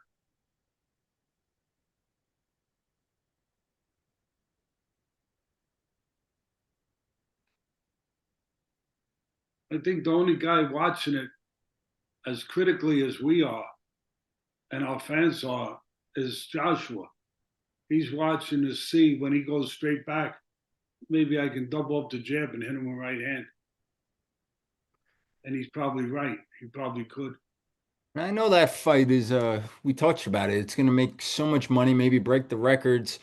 Obviously the biggest fight probably in British boxing history, right? Or at least heavyweights. Um, there's a part of me that feels like we still might not get it though, even though they are older and diminished in those ways you described earlier.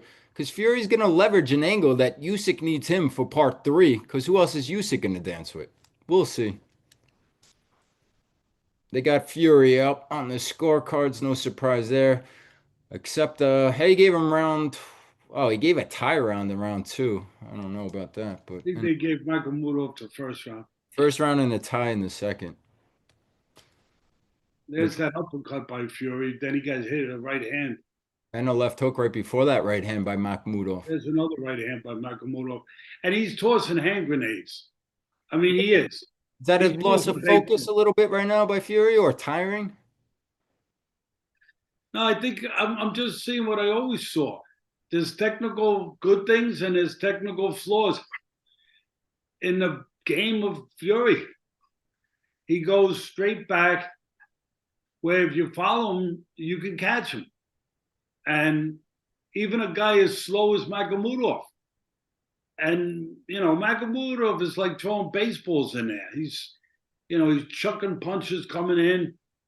And if Fury goes back, he's got a chance to land. Fury just hit him with a nice little body shot there from the southpaw position. Makhmudov took a few steps back. Fury Yeah, needs to do more of that. We talked about it earlier, bud, and you touched on the Caballel, a Guy Caballel knockout versus Makhmudov. It was a I body think shot. Nakamoto looked a little discouraged in the last round, and I would go to the body. I agree with you. And his body's soft a little bit. I know Fury's body's soft, but there's a little softness in the body of Makhmudov, a little bit. There's that clinching that we talked about, you know, and there's the one and done. If you read my report, guys, the only reason I gave it a shot, and both things could have happened, target practice or this. I I said there's a chance you're going to see one and done. You're going to see punch and clutch, and you've seen a little bit of that. Unfortunately, well, fortunately for us so far. Yeah, definitely fortunate for us as we are closing round number 7. So we got a half a round to go, bud. We got a minute and a half to get through this one. The over 7.5. Some people might have got it at 8.5, but if you remember at the ropes, you got it at 7.5 rounds last week. Yeah, we can only go by what we give it out. We gave it out at 7.5. I made the pick at 7.5. And the reason I made the pick was it was 7.5. So we'll see what happens. We got a minute and a half to go. But I think the report has been right on. Both the report, the written report, and what I verbalized before the fight started. I think we laid it out exactly what was going to happen. There's the uppercut in the replay here of Fury. And Hold the it on the problem back is of the head. there's a problem with Fury in two ways. When he can land the right hand or the uppercut, whatever he wants if he set the punch at the right time before Makhmudov gets in. He can land. But then what Fury does to kind of mess it up a little is he falls in with his punch. And when he falls in, then Makhmudov can land. That's the crazy part for me as a trainer. When I look at this, I'm like, it's like frustrating. Like these are technical things that can be taught and should be taught and should be fixed. I always say a guy gets hurt or a guy gets hit, not just because of the other guy's talent, but because of a technical flaw in the defense of the guy getting hit. Always, always, always. Whether he pulls straight back, whether he doesn't move after he punches, whether he drops his hand, whether he throws a jab from too close and gets timed, whatever the thing is, there's always a technical component to getting hit and hurt. Absolutely. We are 15 seconds away. I'm staring at that clock, bud, from hitting the over And you seven know and a what, half bud? rounds. The grabbing, that's what we were bargaining on. And we just won. We just won again. That we did lose earlier, but we bounced back quick. It did not take you long. We're always fully transparent. We went with the under in the Benn fight. That's the loss I just alluded to, under 5.5 rounds. But I feel like Benn and Fury, the same issue. Not going to the body or committing to the body enough or early enough in the fights. Could have changed that fight. I think it would have changed this fight. Still could. Especially the Benn fight. Yeah, for sure. Because Benn is more prone to go to the body. Fury's not known as a big body puncher. There's a good counter left hook by Fury. I think he hurt Makhmudov there. That's Oh, what I want to see Makhmudov more got of hit. too, bud. By Fury, some of those little steps and the angles off the clinch. You said it. That this Makhmudov can't move his feet. He's a plotter, right? Give him You can't angles. miss him. He gets insulted if you miss him. He really But the does. funny thing here, Bud, Uppercut. and Woof. there's Spencer Brown standing up thinking That Fury can turkey. stop him, the manager of Fury, and a friend of ours, good guy, we like him. But here's the thing. Here's the good, the bad, the ugly. The flip side to the coin. Fury can have all the offensive success in the world, when he does this, when he sets his feet and lets his hands go at the right range. All the success in the world. But then, even when he lands, when he doesn't set his feet, when he allows himself to fall in, he is susceptible to Makhmudov catching him.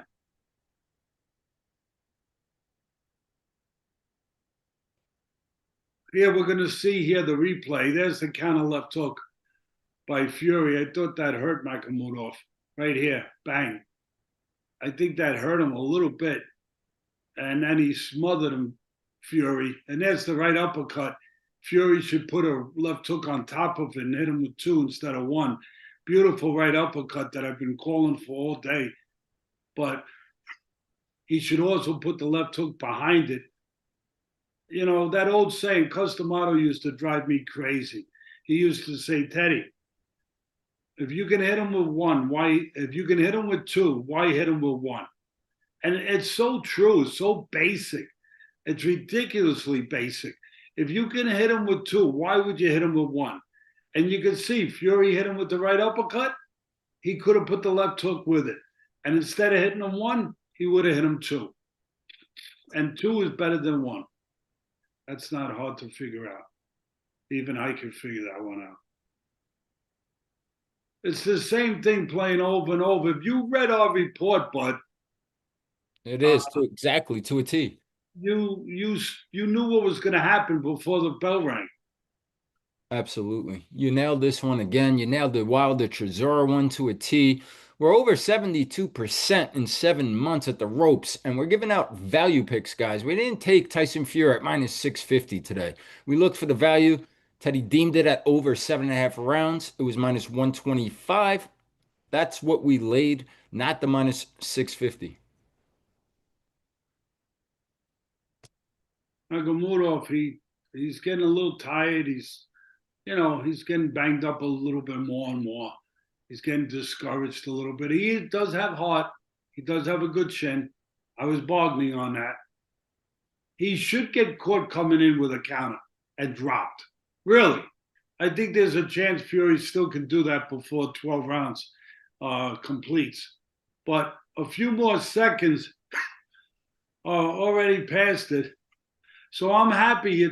Now it went 8.5, Bud. So not only did we pick it at 7.5, but if anybody got in at the over for 8.5, they won too. And you were one of the very few people out there that probably were saying that this fight has a chance to go the distance in its entirety. Most people said, hey, Guido Vianello stopped Makhmudov. Guy Caballel stopped him. We assume that Fury will too, right? 100%. I had a lot of people tell me what you just said. Said, Teddy, I mean, he got stopped twice. Fury's a former world champion, heavyweight champ. Again, I said it could be target practice. How are you going to make an argument, Teddy, for the over? Well, I made an argument because of this clinching. So spot on. And Fury, like you said, he does this. This isn't new. No, it's not. Some people think it is. They're going to say, oh, he's diminished. He's not the same fighter. No, he's the same guy. These things were there. We didn't see them all the time with certain fights, but they were always there. Makhmudov, a He mountain. is getting older. I get it. But I still think he has a chance to get a stoppage if he really wants to. The problem with Fury, again, is technique sometimes. He'll fall in with his shots and it gives Makhmudov a chance to nail him. Or he'll go back straight, gives Makhmudov a chance to catch him going back. But if he sets himself, if he draws a line in the canvas and he sets himself to punch before Makhmudov gets in, he's going to land whatever he throws. In particular, a straight right hand or a right uppercut. And just for fun, we already got a win in the bank here at the ropes with the over 7.5 rounds, but I'm just looking at the live. What what round will the fight end? Round 10 plus 500, round 11 plus 550, round 12 plus 800. 3 rounds to go, round 10, 250 left. Listen, if you wanted to put a small, and I'm not telling you to do this, but I told you what to do. Take the over, and that's it.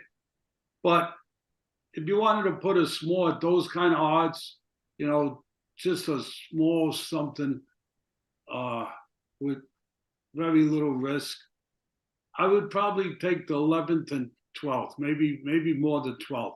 That maybe he gets a stoppage uh, in the 12th, with that crowd there, and makes everyone happy. Maybe he gets a stoppage in the 12th. I mean, he could get a stoppage any round, or I don't like it in the 12th because is he going to really risk the payday of AJ and coming back, right, versus still big guy in Makhmudov? I think Fury I think it's takes. got to be that uppercut that just landed again, though. I think again, I'd put maybe a small bet on a little something on the 11th and 12th.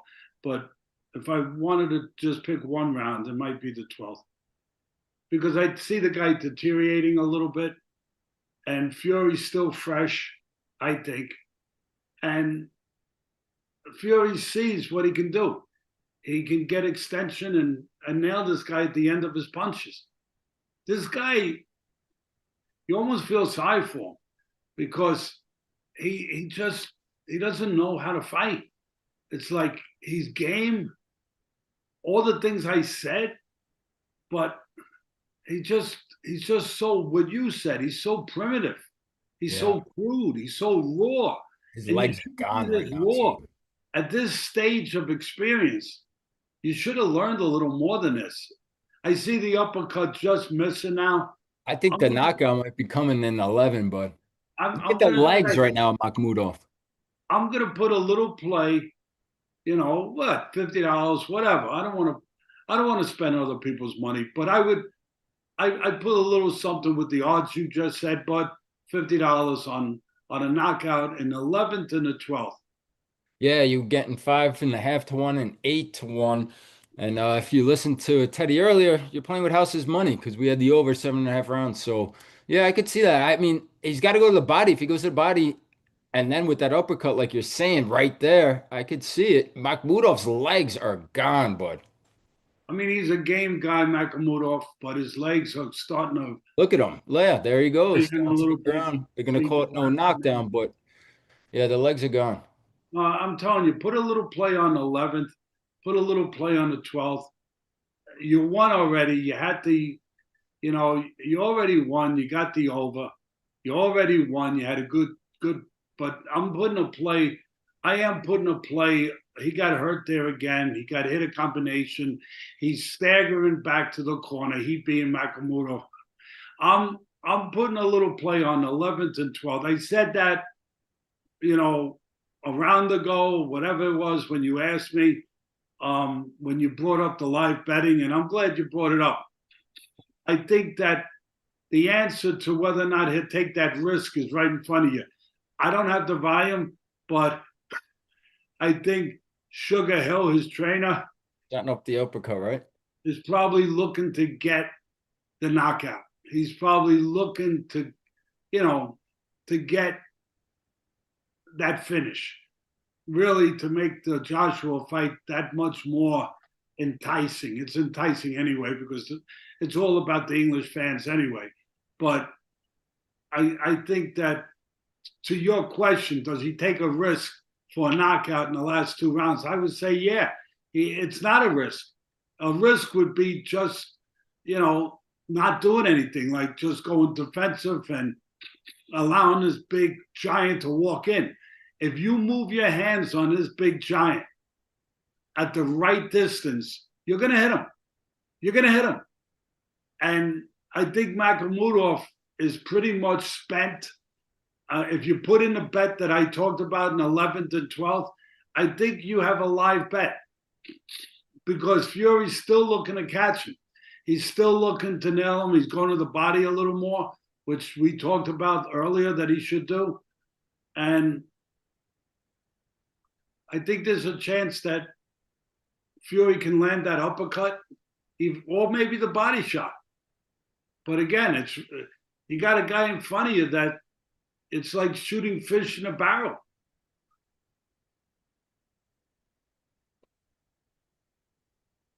Yeah, all heart my Makhmudov that he's even still standing. He just looks exhausted right now.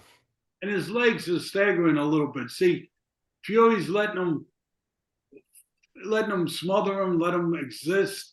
He's allowing him to survive by letting him lean on him. If I'm in the corner of Fury, when he's leaning on me, see where he's leaning on him there? I'm telling him, take a step back. He's going to fall into you. Take a little step back like Otuma did with Franklin and land the uppercut. There was a right hand landed by Makhmudov. Problem is with Makhmudov, even if he lands one, but he can't land two or three because he smothers himself. And the shots are just too wide from that close. See, there's the uppercut opportunity. And there's another example of why I picked the over. Fury will throw one or two and then allow you to grab. I mean, he will do that. He will smother himself. He will allow clinches to happen. And again, I'm going to go back to the analogy, the football analogy. He allows Tom Brady to stay off the field. And if Tom Brady's off the field, he can't throw touchdowns. Same thing here. If Tyson Fury is getting tied up, he can't throw touchdowns. He can't throw knockouts. That was Makhmudov's chance right there, right? Winging a big right hand, trying to step with Fury. You're right. Throw that big right hand. I don't know what's going on here with my feed here. Went a little kooky, but we're going to go into the 12th round, it looks like. That's right. Round 11 is over. One to go. If you would have took Fury by points going into this fight, you would have got Fury at 4-1. Yeah. We took him. Hey, it didn't go all the way yet. I think he still has a shot to score a knockout, but I went the way I felt most comfortable with the over. And the over was you didn't have to lay nothing, right? But it was just about even money. Yep. It was minus 125, so tiny bit to lay there. And then it moved to they moved to 8.5 rounds, which was more of minus 110. Yeah. Well, I'm sure a lot of our people probably got in at 8.5 with the minus 110.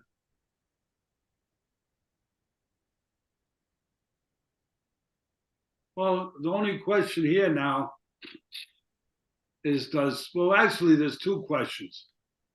Does Fury, and there's a showmanship, a real, not just showmanship, but just, sportsmanship, which Fury always shows.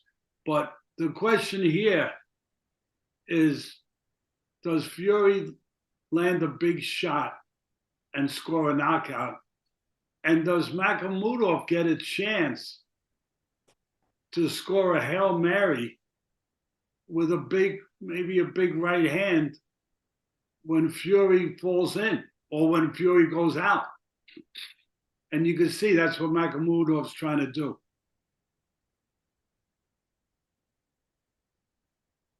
Yeah, and I mean, this is a win for Makhmudov, right? I mean, not in the way that he wanted. Obviously, the decision is not going to go to him if we see the cards here another 2 minutes. But to go the distance versus Fury, that'd be a win in a lot of ways. Yeah, because they're going to put him in position in heavyweights. You need opponents. You need dance partners. You need somebody halfway credible as a heavyweight to fight the up-and-comers, to fight the top guys, to fight the stars, to be a dance partner with one of the favorites. And he put himself in position to be that guy, to be an opponent. There's money in being an opponent in the heavyweight division, always was. There's money that if you can last rounds, if you can, give people a reason to think that they can take their guy who they have as the A side and they can put him in with you and feel that they can have the edge, but that you will go rounds and they can sell it. There's money in that. He got hurt with that uppercut right there. Yeah, And big uppercut. yeah, he got hurt again. And I still think there's a chance with 50 seconds left. And I think Fury's looking to stop him if he can. He threw a nice body shot there. Yeah, he And placed that. yeah, Makhmudov is really, really, Sucking wind. Oh, yeah, yeah. he He's really bent is. over almost. And again, to your point, it's a win. He got beat every round, I think, just about. But and he took a beating.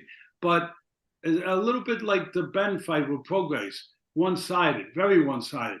But to your point, he put himself in position to be an opponent for one of the guys, and there's money in that. Yeah, Fury's got 10 seconds. He's not going to get the knockout. Nope, it's gonna go the distance. He hurt him again at the end there. But a game guy. We had the over. I'm glad we had the over. And I like Fury. I mean, Fury, I like this guy too. I feel bad for him. He's never learned anything really. But I mean, Fury, again, he shows good sportsmanship. Yeah, I could see Makhmudov in there against the guy that just fought tonight, maybe. Justice Hooney. I could see him being an opponent, for a guy like that, maybe even versus Moses Aitama. Well, Thomas knocks him out in a couple of rounds. You're talking about Makhmudov, right? Yes. Yeah, I mean, he's too easy to hit. I can't see him going more than 2-3 rounds. But Altama, I can anyway. Yeah, there's a lot of holes to be filled, that's for sure. I mean, the guy.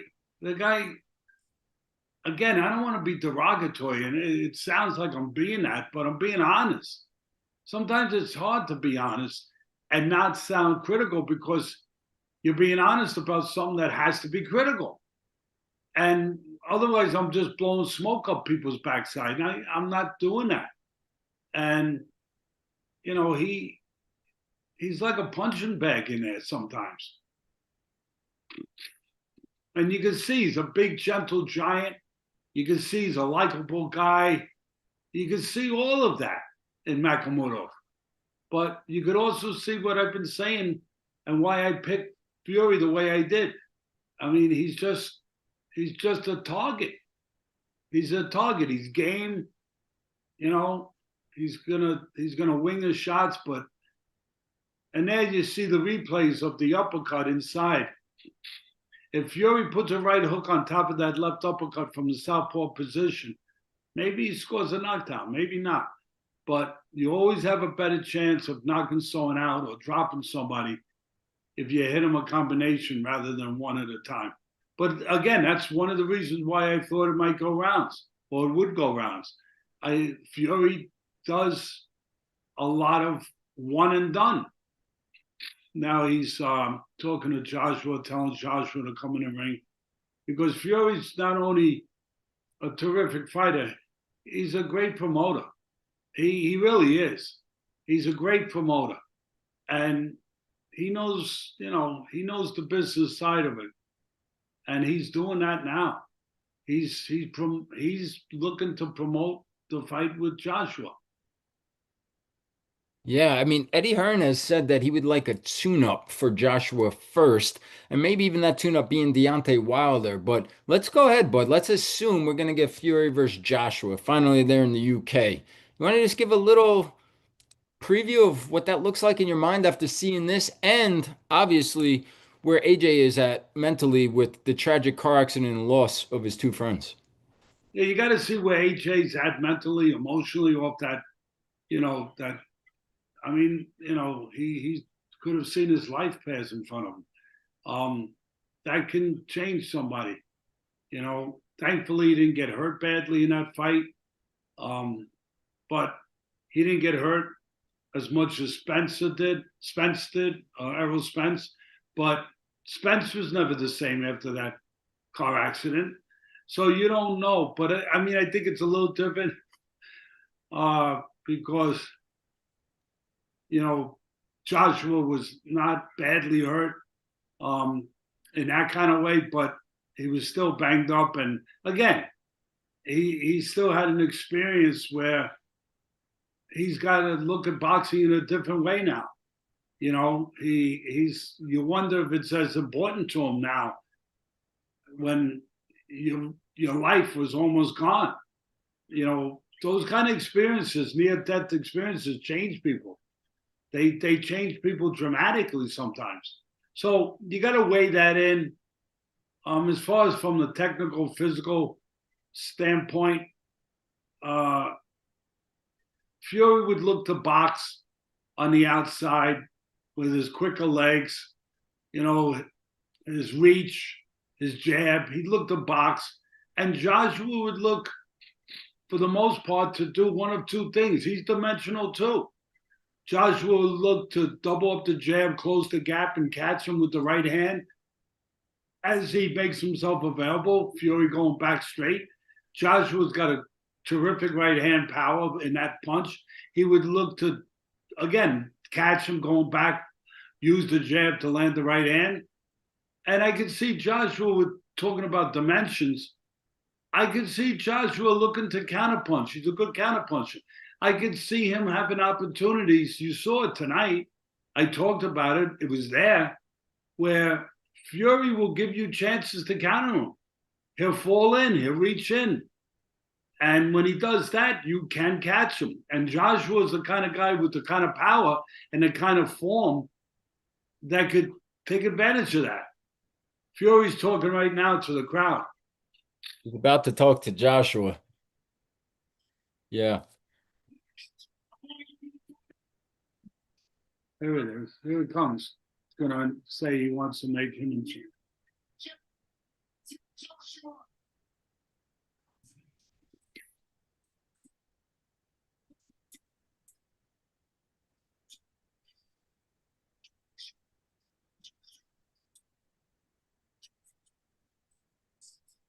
See, that's the promotional side that not everyone can do.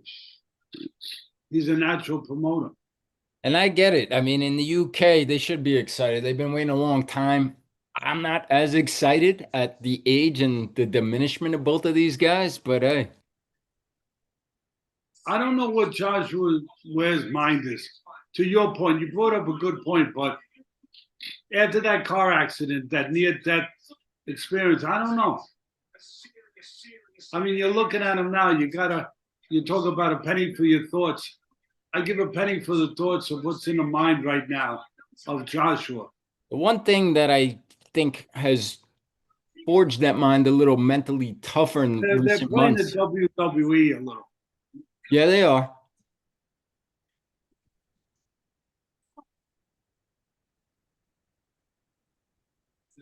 AJ's not saying much. AJ's been with Usyk. Maybe he's learning from Usyk. Less is more. I'll punch you up again. With all due respect, tonight is your night, and you know I'll sit across that ring from you in due time. You ain't gonna tell me what to do. I've been chasing you for the last 10 years. You can't see me. Tell me your terms and conditions. I'll have you in the ring when I'm with you.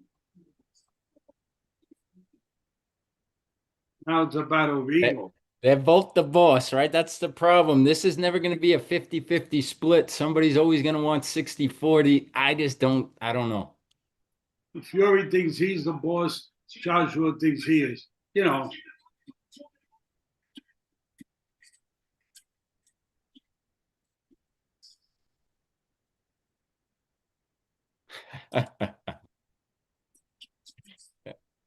It is a WWE type feel to this.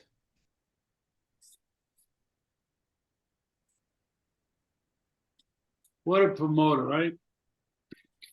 He knows how to do it. That's why people love him. They love Joshua too. He's singing in tribute to the great Ricky Hatton right now. It gives you goosebumps. he's, besides being a fighter, he shows his human side, his vulnerability, his heart, not only his heart in the ring, but his heart outside, and his vulnerability. He's a guy that was thinking about suicide, and those are things that make him very appealing, in different ways to people. They also love Joshua. He's a gold medalist from the Olympics, representing their country, and he's a gentleman outside and inside the ring. Joshua, and people, they two different personalities, but both of them appealing to people in different ways.